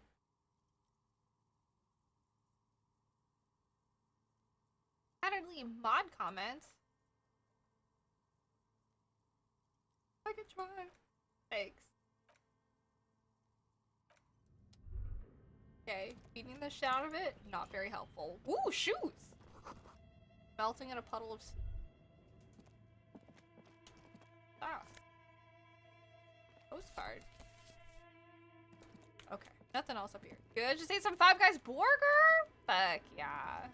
What do you like to put on your Five Guys burger? Also, yes, movie night, when are you free? Sir? This game is so good, the necktie talking is the best? You played it? Yes.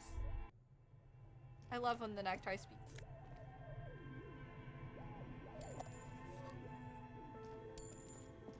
Oh, the bear.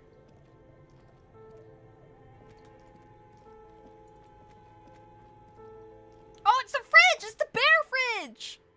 Ice bear fridge! Fuck yeah. Free Sunday evening? When is Sunday evening? Oh, Sunday evening for us? I see. Would people be willing to do movie night on Sunday evening? Well, Cal would. Double bacon cheeseburger with an all the way topping? Nice. Hi, Rising. Welcome in. Okay, let me post in Gen chat. DD says he's free to do a movie night on Sunday evening. Would folks be free on Sunday evening? Time TBA?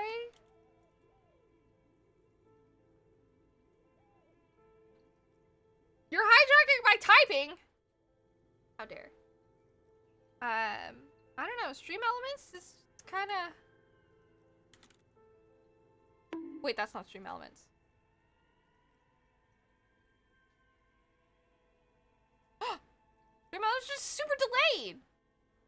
And ignoring Argo? You can gamble in here? Yes, you can gamble Sunbets. Oh. That's extremely delayed. Weird.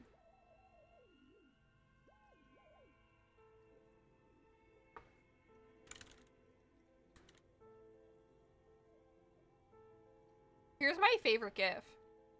Needed to move Stream Elements mouse, right? Don't do it. Don't do it. Don't fucking do it. God damn it! So delayed. So unfortunate. I am unhappy. Timing so good. How dare. Accident. Gosh. I'll take the delay. Oh my god. Down his hand on the holster of the gun. The fridge? What's on the fridge? Shelves are empty. Revachol Ice City. Fridge is.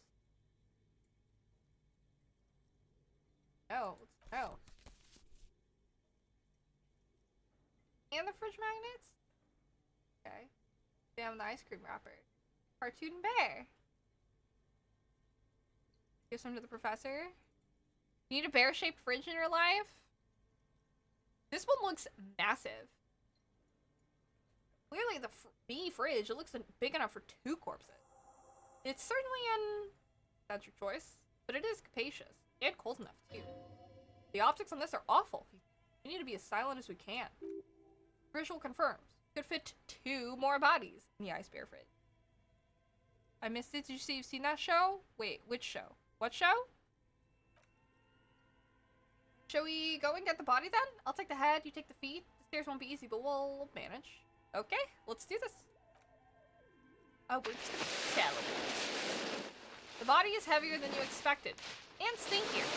It takes half an hour to get it down to the basement, then 10 more minutes to stuff it into the fridge.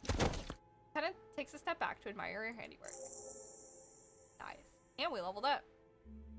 Oh, we bear bears? I have not. Beautiful, he says, wiping his hands on his handkerchief. A dead body in an ice bear fridge. This is some of the best police work I've ever done. Really? You think it's good work? No, not really. Look at that! What have we done? We stuffed a dead body in an ice bear fridge! This story does not leave this room. He means it. He doesn't want to be the ice bear cop. Let's see. Our choices are, I think this is a glorious achievement and people need to hear about it. Or, we did our best with the means at our disposal. And, yeah, I'm not proud either. But we did find the fridge. Or, this isn't police work, Kim. It's art. We're artists. And this was our vision.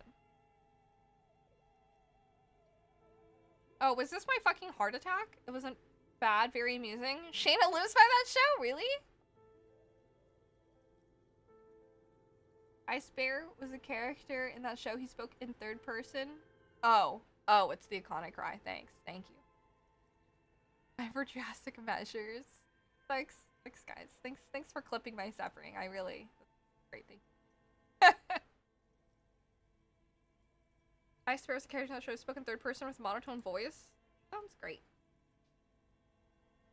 We did our best. Did we though? He sighs. Okay, maybe we did. Unless you stop the body from decomposing further. Now you can conduct another inspection under controlled circumstances. Oh boy. Inside the icy realm of the ice bear fridge, the corpse stands slumped, waiting. Bag him, take him away. What is a giant bear-shaped fridge doing in an abandoned cellar in the first place? Good question. Like an ice cream fridge? Lieutenant reaches for one of the wrappers, studies it in the light. So they try to sell ice cream from this hyper carnivore? 1 brain cell and 1 bed? Oh my god. Argo's like desperately trying to gamble away everything. Getting away from the conversation. I know, says the lieutenant. What an unfortunate marketing choice. Desperately. The caps just make it seem like it's desperate. What is even worse, the bear is still causing the money to this day. The lieutenant points at the red snaky cable running from the fridge. Yeah, I mean, okay. Oh shit! Doubled his points. The electricity bill must be catastrophic. That's why their finances suck! You have the duo hacks? On the other hand, it did help us with a certain corpse situation. Lucky us. Stop wasting time, you're smart. Probable cause, we further at the body. I want us back to being fucking nuts on.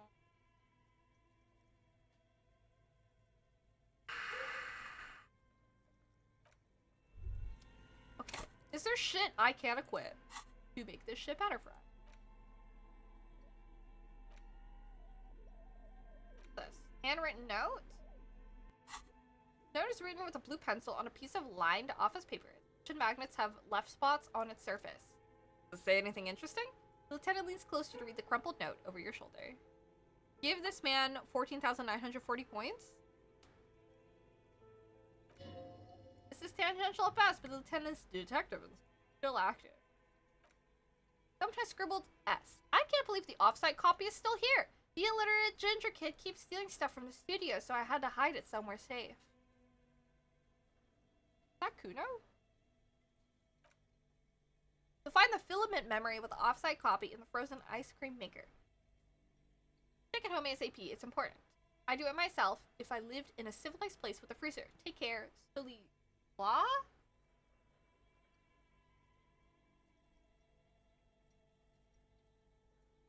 Stop. Damn, I know, Argo do be grinding these points now. Someone from that ring. Hurry. Plausible hypothesis, filament memory.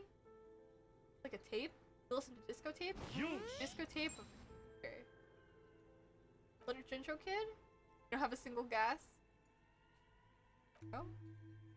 Oh, I'm sure that child would love to get his hands on the filament memory. He'd probably pawn it for speed based on our encounter.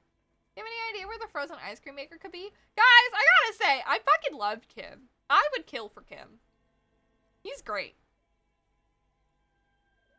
I'm pretty sure it's lagging. Yeah. Okay.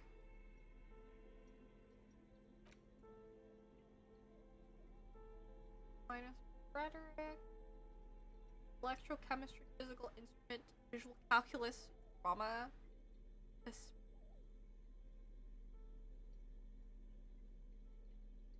Suggestion, savoir-faire. Basic. I don't have anything that'll help me with perception. Kim is great. Kim is a perfect straight man for the goofy idiot you can make your character. I love him too. Bullets? I don't know about that. I'm -2 savoir-faire.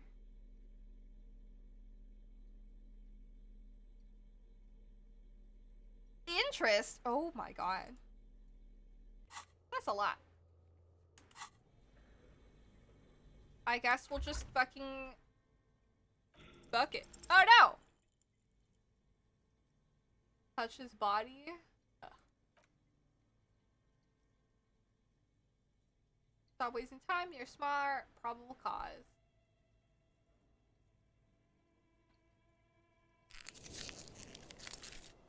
Vetoed and penalized? Authority check failed. It was just perception. Come back later. Hang out with your sis and cousin? Have fun! Thank you. Hi, Merc! Thanks for subscribing for 45 months! I appreciate you. Thanks. Hidden doorway.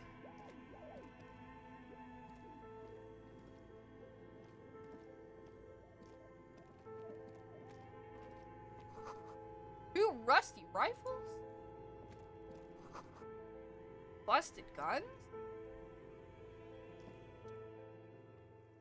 Bye! Hole in the wall? Bunker? Weapons cache.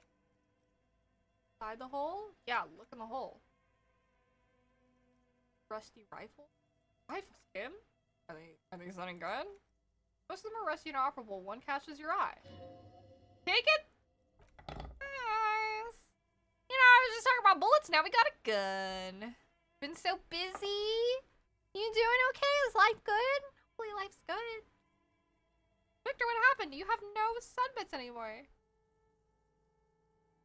An old Belle Maugre from the Revolution. Lieutenant notes with approval. His eyes are gleaming. Seems to no longer be functional, but still, a beautiful thing in its own way. What does this mean? A rifle here? DJ at Off-Kai Expo? aka Maglass? Or just Maglass?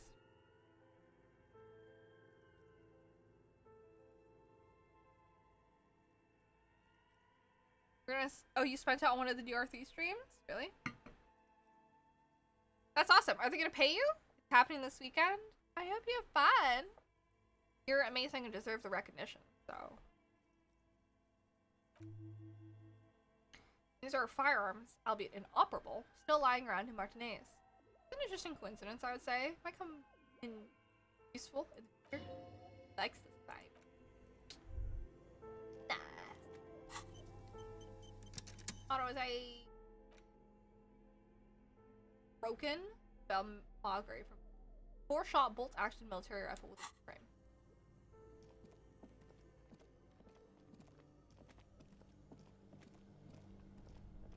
This frozen ice cream maker that's still running.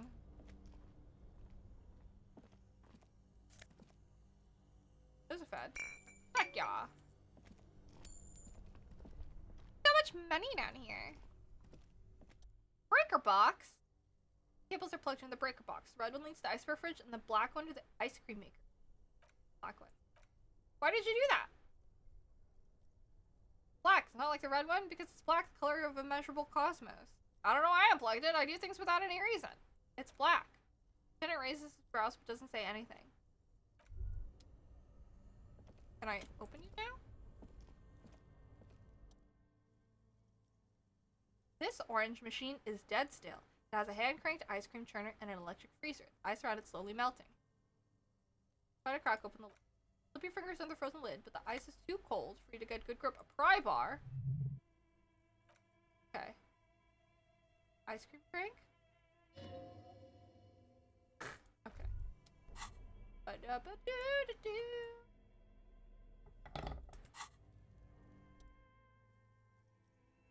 Pry bar not strong enough? Machine unplugged, better grip. Fuck it! Aww.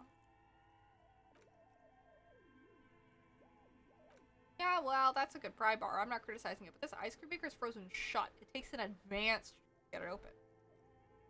Check DM?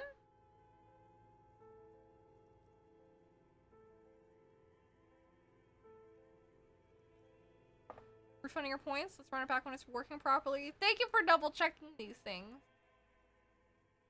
Advanced? Where do we get one? Advanced darkness. I have no idea, officer. This ice cream maker isn't important enough to requisition a special tool. Sooner or later, stumble upon a tool mighty enough. Then we will know what's in this ice cream. I guess I'll... You know what? We'll leave it off. Why not? We'll help the people upstairs. Intercom wires? Insane mesh tank top gives me drama. Hilarious. Hoping to make crying noises. This is how we get down here. Holy. Amazing. Gonna try one more time.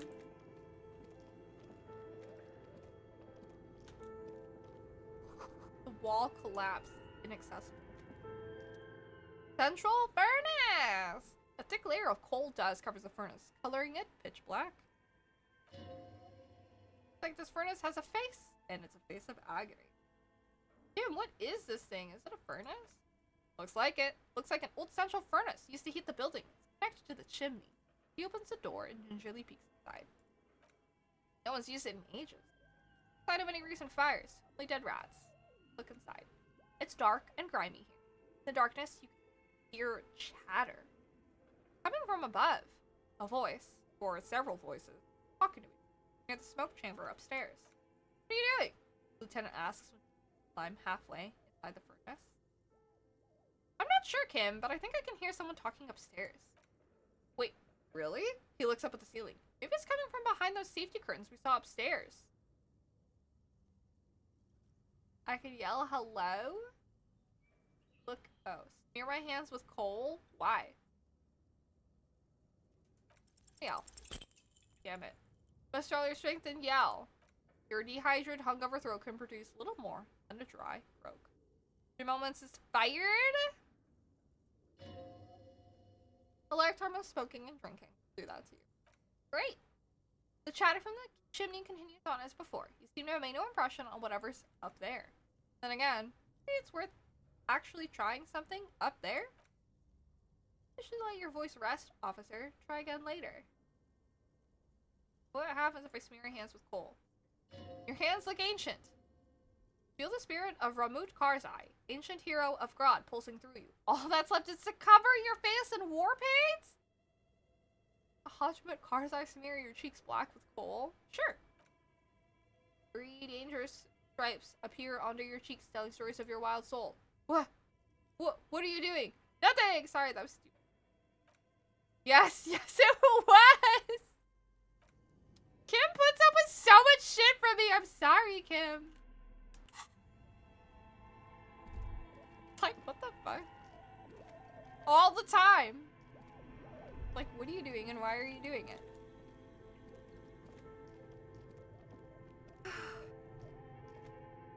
Poor Kim. Okay. Wow.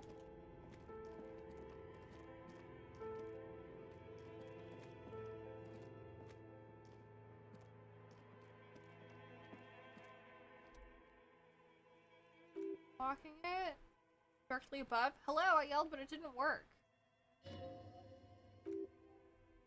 Yelling refers to this grand performance. Use your chest, not your head voice.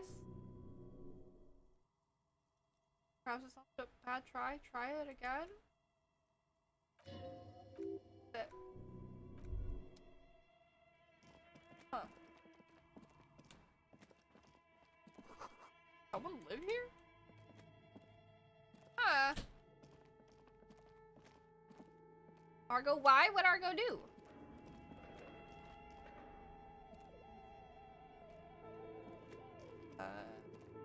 Lock. The way. Lost all 130k points.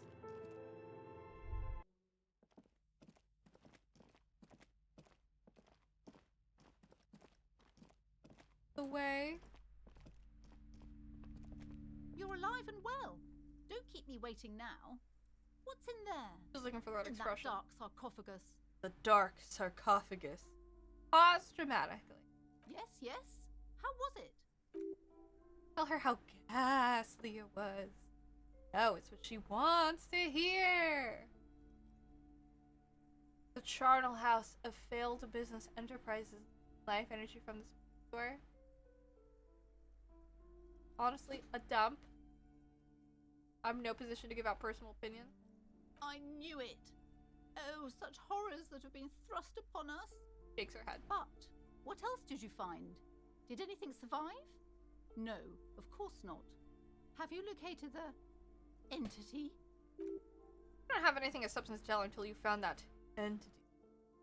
That's all I can say for now, book peddler. Done so much more in this shop compared to yesterday. This girl helped us so much. Hello, sir. How is the investigation going? Found any curses yet? Yeah, I found a way into the doomed commercial area. Oh, that's great. Her I smiles hope warm. exciting adventures lie ahead. And maybe you can help Mother become less afraid. Who's that? Oh, that's Auntie Billy. She's nice, if a bit distressed. Why is she distressed? I think she has a bad husband. Not very nice or helpful. Oh no. She needed that hug. Give her a hug. What's happening? Hugging. Keep hugging.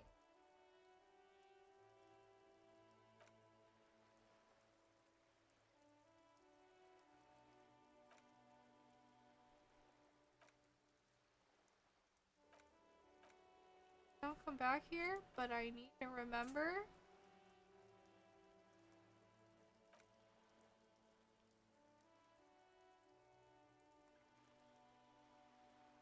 Fighting for the working class.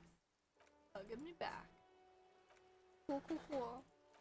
I can hug her and she's like so chill with it. So funny. Okay. Who's this guy? There! Working class drunk! You know what that means, right? Case solved? Cracked it. All in a good day's work. What did I crack? What do you mean, what did I crack? Look at how working class that drunk is. Is your husband the missing husband? Yes, and you found him. Now go and tell the working class woman. Protect and serve, recruit. Repeatedly tell your husband is a missing. I hope that no one gets the Switch version of this game. It crashes almost every hour. I also heard that, like, the dev studio, or, like, the publishers or something, like, super suck. And they don't deserve money, so it should also be stolen. That is unfortunate, though, that it crashes.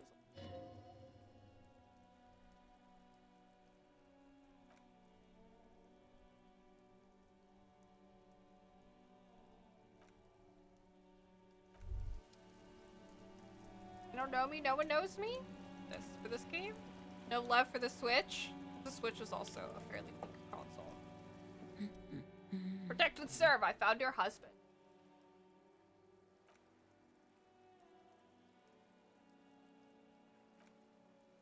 Don't follow? A trace of worry? I found a working class drunk and I thought he might be yours. Remember about that what? Never ever say what.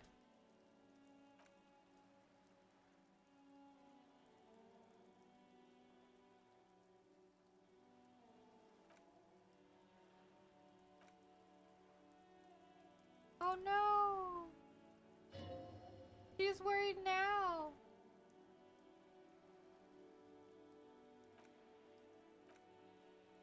What's your husband look like? He's disco? Chubby? Okay. I think the Switch is great. This game is unplayable on Switch. I think you're great. I think so too. Good? You're just joking! What? Not good! What an exchange. Which gets my love with Pokemon. Should start playing Pokemon.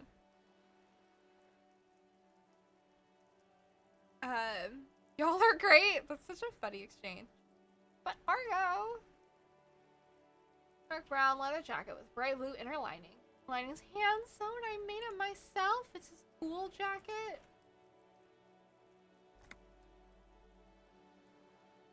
Jacket is that cool. Warm at night. Think about him out in the cold is when you're more and more worried. To last see him yesterday morning, he went to the library. He promised he'd walk straight back home. Talked about that.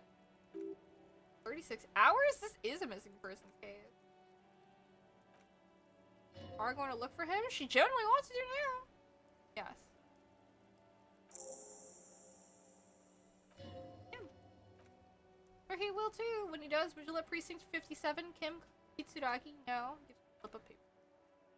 Okay. Huh. My response, I do too, was referring to me thinking that I'm great too. Yeah, but what was the just joking? Did I play Scarlet? Yes, play Scarlet. I was just joking about that. Ruby was your last game? Where's Argentum? There. Always lurking. Always around. Hi! Vigilance officer, what can this old carabiner do for you? I found you a new bull! The old veteran stares at the shot put ball in silence. Speaks in reserved voice. What is this? Are you mocking us? This isn't for pétanque. Now. No need to get angry again, Renee. I'm sure the office tried its best. It's not like there's a booth kiosk here in Martinique. I'm sorry, it's the best I could find. The best, huh? He says, inspecting the ball. This isn't even a bull, but fine. I guess you did attempt to right your hooliganism. Consider it forgiven. Hey. Find the working class husband. Ready to play any of the Pokemon games before Scarlet? Redeem Nate! Game change? Play now? Should she play Scarlet? Absolutely right now. Oh my god. You can dive right in. It's like Resident Evil. You haven't played Pokemon since Red? Well, if you guys are not aware, I was gifted Pokemon Scarlet, and I will be playing it. I'm playing Tears of the Kingdom tomorrow because my sister requested it, but I was also... Nice. I was also gifted a copy of Scarlet. So, whenever I'm done playing the intro portion of Tears of the Kingdom, I will also be playing, Pokemon Scarlet. Last Pokemon I finished was Let's Go Pikachu. She gotta play Tears? Damn, I wanna watch Tears? The VOD will be available. I'll throw it on you. But my sister really wanted me to play the intro and she was free tomorrow, so she gifted me the game and everything. She was like, please play. So can't cheat on Digimon? Last Pokemon before Scarlet I played was Shining Pearl. I looked at this. Gotta do what family wants for my sister? Certain. Sure. Nope. The wall. What does this tend to? It has surpassed Wind Waker. It is currently her favorite,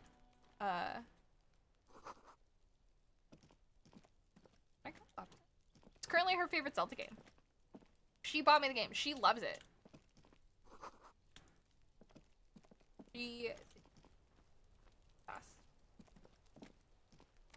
I played every Zelda since the OG, and Tears is one of the absolute best.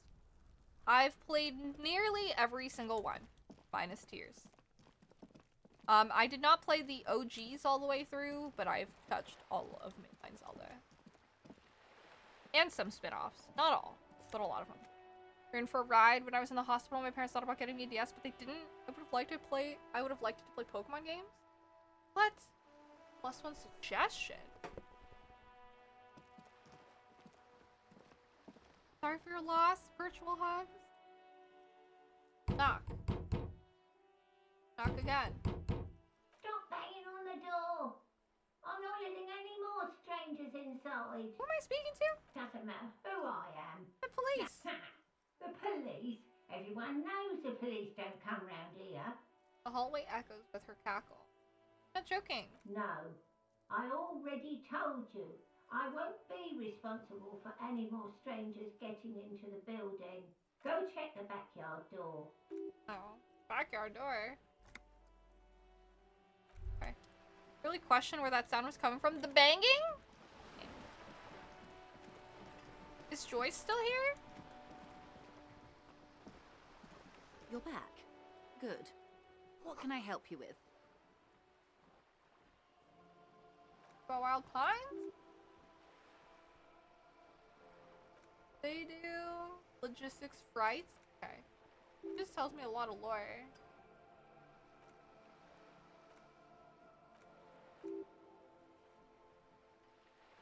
A billion?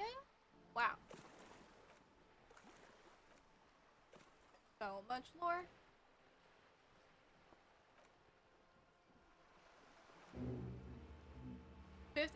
15th Inner Tribe? Oh boy.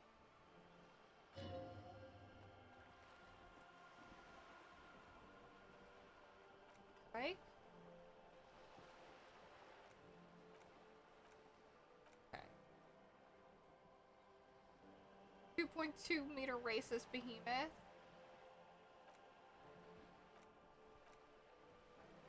On the middle of February. Okay. Strike began in December. Or she talks a lot.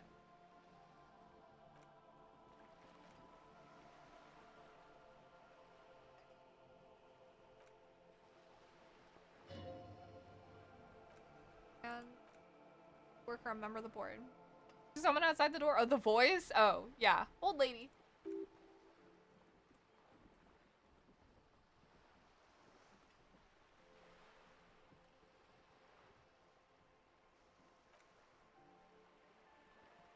And democracy.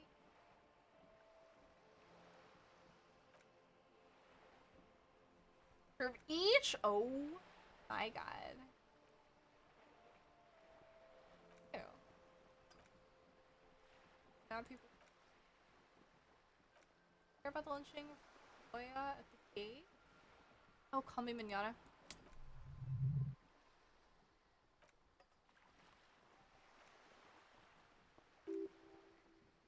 The Verard. Utmost integrity. Fantastically corrupt. That's Verard, alright. Yeah. Twin brother Edgar? I remember hearing about Edgar. Have you seen him? No. Looks just like him. Talks just like him.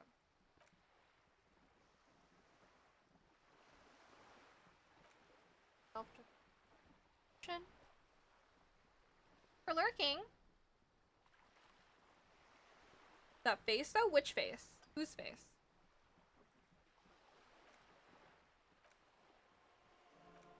I'm gonna speed read. This is a lot of lore.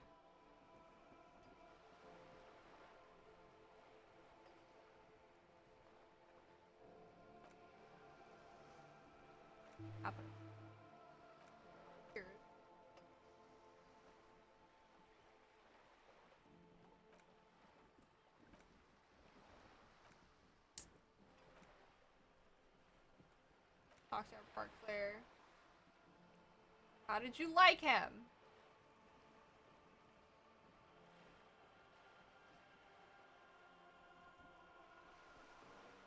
I did it. Corruption.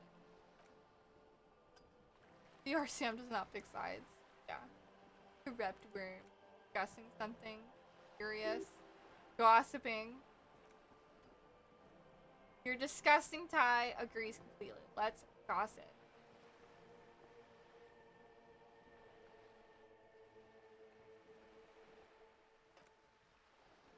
Unhindered great secrets.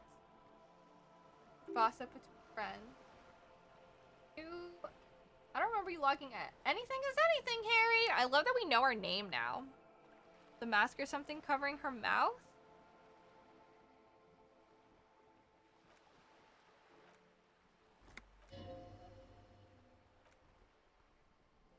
So funny.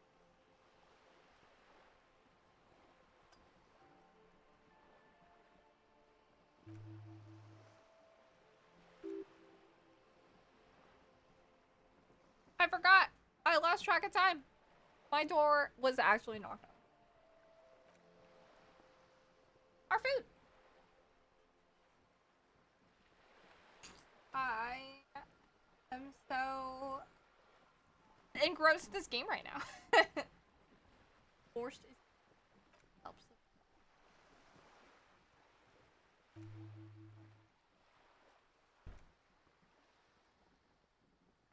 All right. Else? Tattoos. Ask her about it.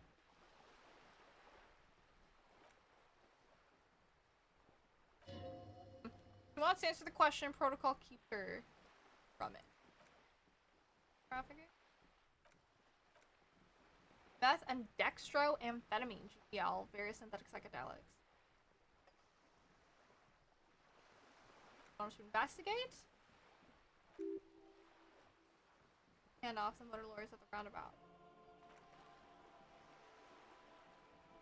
Hands that they're vulnerable. Oh, I see. Lorries are tangled in the traffic jam. One of them might be waiting for a crucial shipment. Okay. What we got? Poke. Very excited. I've been craving like sushi, but sushi's expensive. To eat enough sushi to fill you up, so it's better to just get deconstructed sushi. Find this driver, I will share company secrets.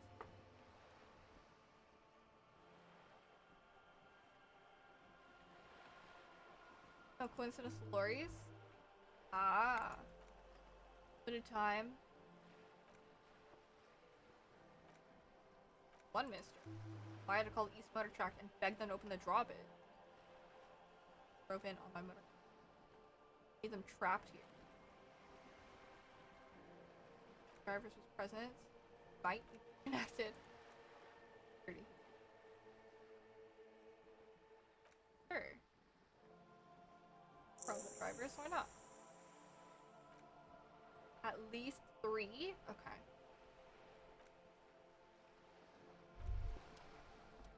Wow, you work hard? I do? You hustle? You're a provider? Tough out there, but you keep it real and provide? What hard work do I do? Look at yourself. You're a human pedometer? Oh, you've walked 200,000 steps down cracked asphalt, mosaic sand, and linoleum. The sign of a hustler who never gives up. The world is harsh, and people are evil. You didn't make it that way, and you won't let it break you. You ride. I fucking ride till I die, bitch. That's just what it's like. Life and death. You got gills on your side, baby. You got those black papers with the faces of the innocents on them. You can bring in the... Whoa. I don't know how to read these words. The soulless? I don't know. It ain't easy, but you do it. Day in and day out. You didn't make the rules, but you won't lose. You're a cop and a sprinter and a money printer. I guess I made some gills. I did take a bribe from... Oh, I took the bribe from both of them. I didn't even realize that's what I fucking did. This is so funny. Get that sushi, shoot yourself, more about the consequences later. Hey, it's Friday, we just got paid. Enjoy yourself. Exactly. My bills are enjoying my earnings. I love savoir-faire. I did take money from Joyce. I did ask her for money. She gave it to me. And Evrart wrote me a check and I just took it because I need to pay rent somehow. I guess I made money. I guess that's considered a bribe from both people. I didn't realize that until now. I also didn't realize Evrart was fucking bribing me. I'm just stupid and need money. Ooh. Sure. And has it been easy? Is life easy? Have you not gone into cardiac arrest? I did at one point. Are you not about to have an anxiety attack or shoot yourself in the mouth, but you still hustle 24/7, ride or die? Now ask yourself. So it's like that, huh? Yep. Are you rich? No, I'm not. That's right. You work harder than anyone. You almost rode yourself into the grave. You're still practically a hobo. Why is that? Is that guard guy right in my ass? The system is broke. There's a market of corrupt cops out there, but the immigrant cops are price dumped it? What? Fucking taxes, man? I don't know. Why am I so far? The system is broken! I don't know. Because of the taxes? Ah.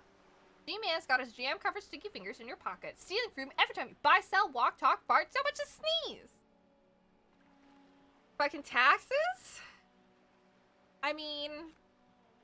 Yes, taxes. Aren't taxes almost non-existent in the gossamer state that is Rebishal?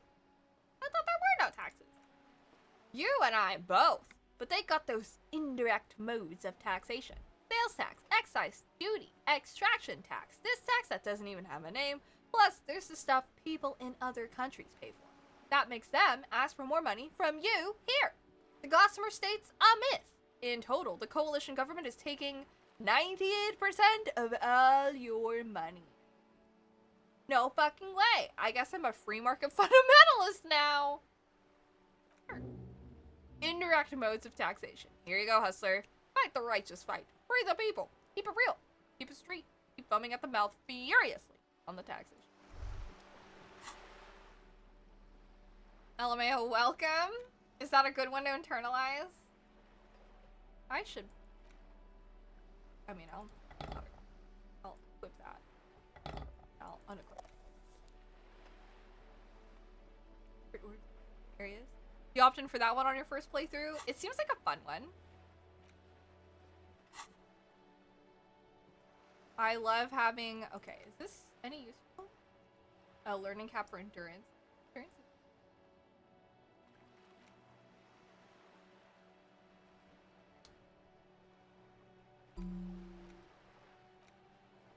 -2 empathy. Yeah. 15 Indo tribe. No bonus. Fuck it. I also have Masovian socioeconomics. Rigorous self-critique.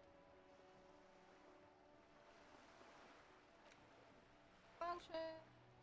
Give him some long way home.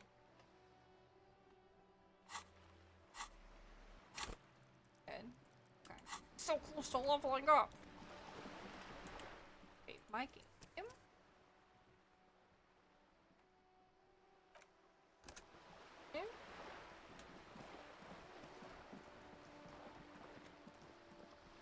Lots of empathy, I see.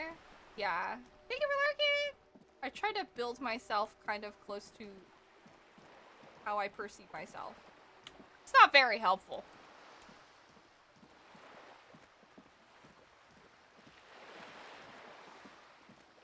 I put a lot in Inland Empire for funsies. That's fine.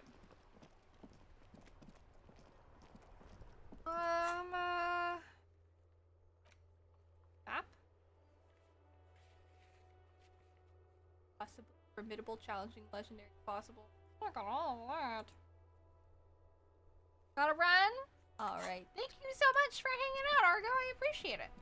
Hope you have a wonderful time this weekend. Enjoy the good food. Oh yeah, there's a dude selling clothes here. Like. The shine on these sunglasses lasts. Shiny.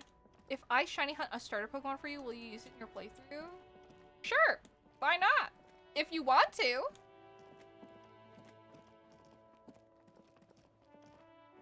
Good day to you, officers. Remember when I asked this dude for salami and he just fucking gave it to us? I love this game. So funny to me. I do. I love Whooper. I think Whooper's very cute. Okay. It's fucking 4 in the evening. A Torchic with a speed boost? Are these people still in here? They super are. Looks like the circus left town, but the clowns are still here. On the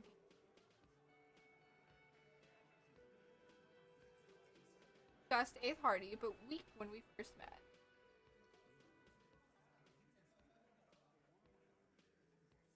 My authority is like not bad. It's at a 6.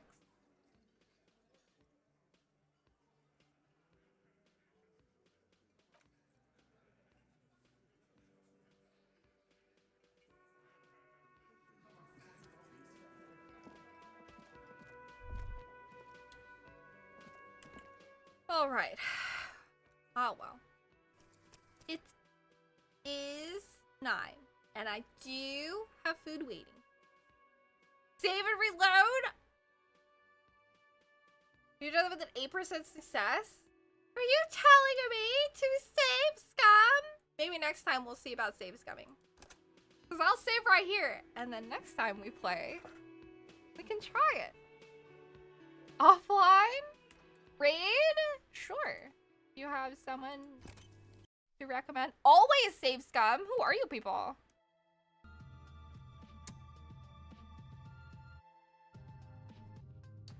Elise? My commands are so goofy right now.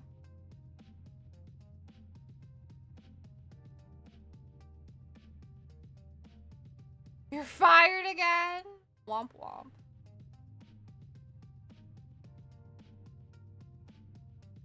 Let's see. Oh my god, someone's playing Wheel of Katamari! Hold on, I want to take a peek. Oh my god. I love it. I need to check this out. The second Katamari game. I need to look into that because I think that it like came out. You're still here? I appreciate you being here. You wanna go there? How do you guys feel? What do you guys think? Oh, someone else. Hero Senpai TV is also playing Demonologist, which I had heard about. Ace was telling me about this game. He was like, it's like Phasmophobia, but you could do more. Oh, Ash is there. Is Ash playing?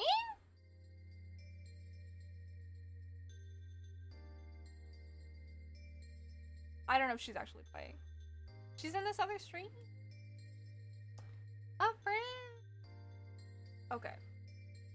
Where'd you guys like to go? Where would you guys like me to drop you off? Our Ash is in Hero Senpai TV stream. They're playing Demonologist. Yeah. The mod there. So we could go say hi. Or we could go to Elise. Or all good options. Go say hi to Hero Senpai. Hi, Thunder! It's always good to see you, though. I will probably be streaming a little bit later tomorrow, if you're down to watch Tears of the Kingdom. It's always good to see you. Hero Senpai has a small group of people. So, it's always fun to make a splash in people's streams. Hero Senpai TV. This is where I will send us. Because Ash is there, so. Hey, thanks so much for like being here. They are playing Demonologist. Like, well, go check it out. But yeah. Thanks so much for hanging out with me and chatting with me. I had a lot of fun talking about all sorts of stuff. It's always my favorite thing. I really do appreciate you guys. So, you know. Thanks for being here. I'll be back tomorrow p.m.-ish, per usual, we'll be playing Tears of the Kingdom. If you are not avoiding the game, I'll only be streaming the beginning of the game. I won't be streaming the full playthrough. So, if you want to see what the beginning is like, feel free to hang. But yeah, let's go say hi to Hero Senpai TV. Here's a fun raid command we can all use. And here's a raid command if you have emotes. Yeah. If for some reason I am not seeing you tomorrow, I hope you have a wonderful weekend, and I hope to see you again next time. Thank you for being here. Go say hello.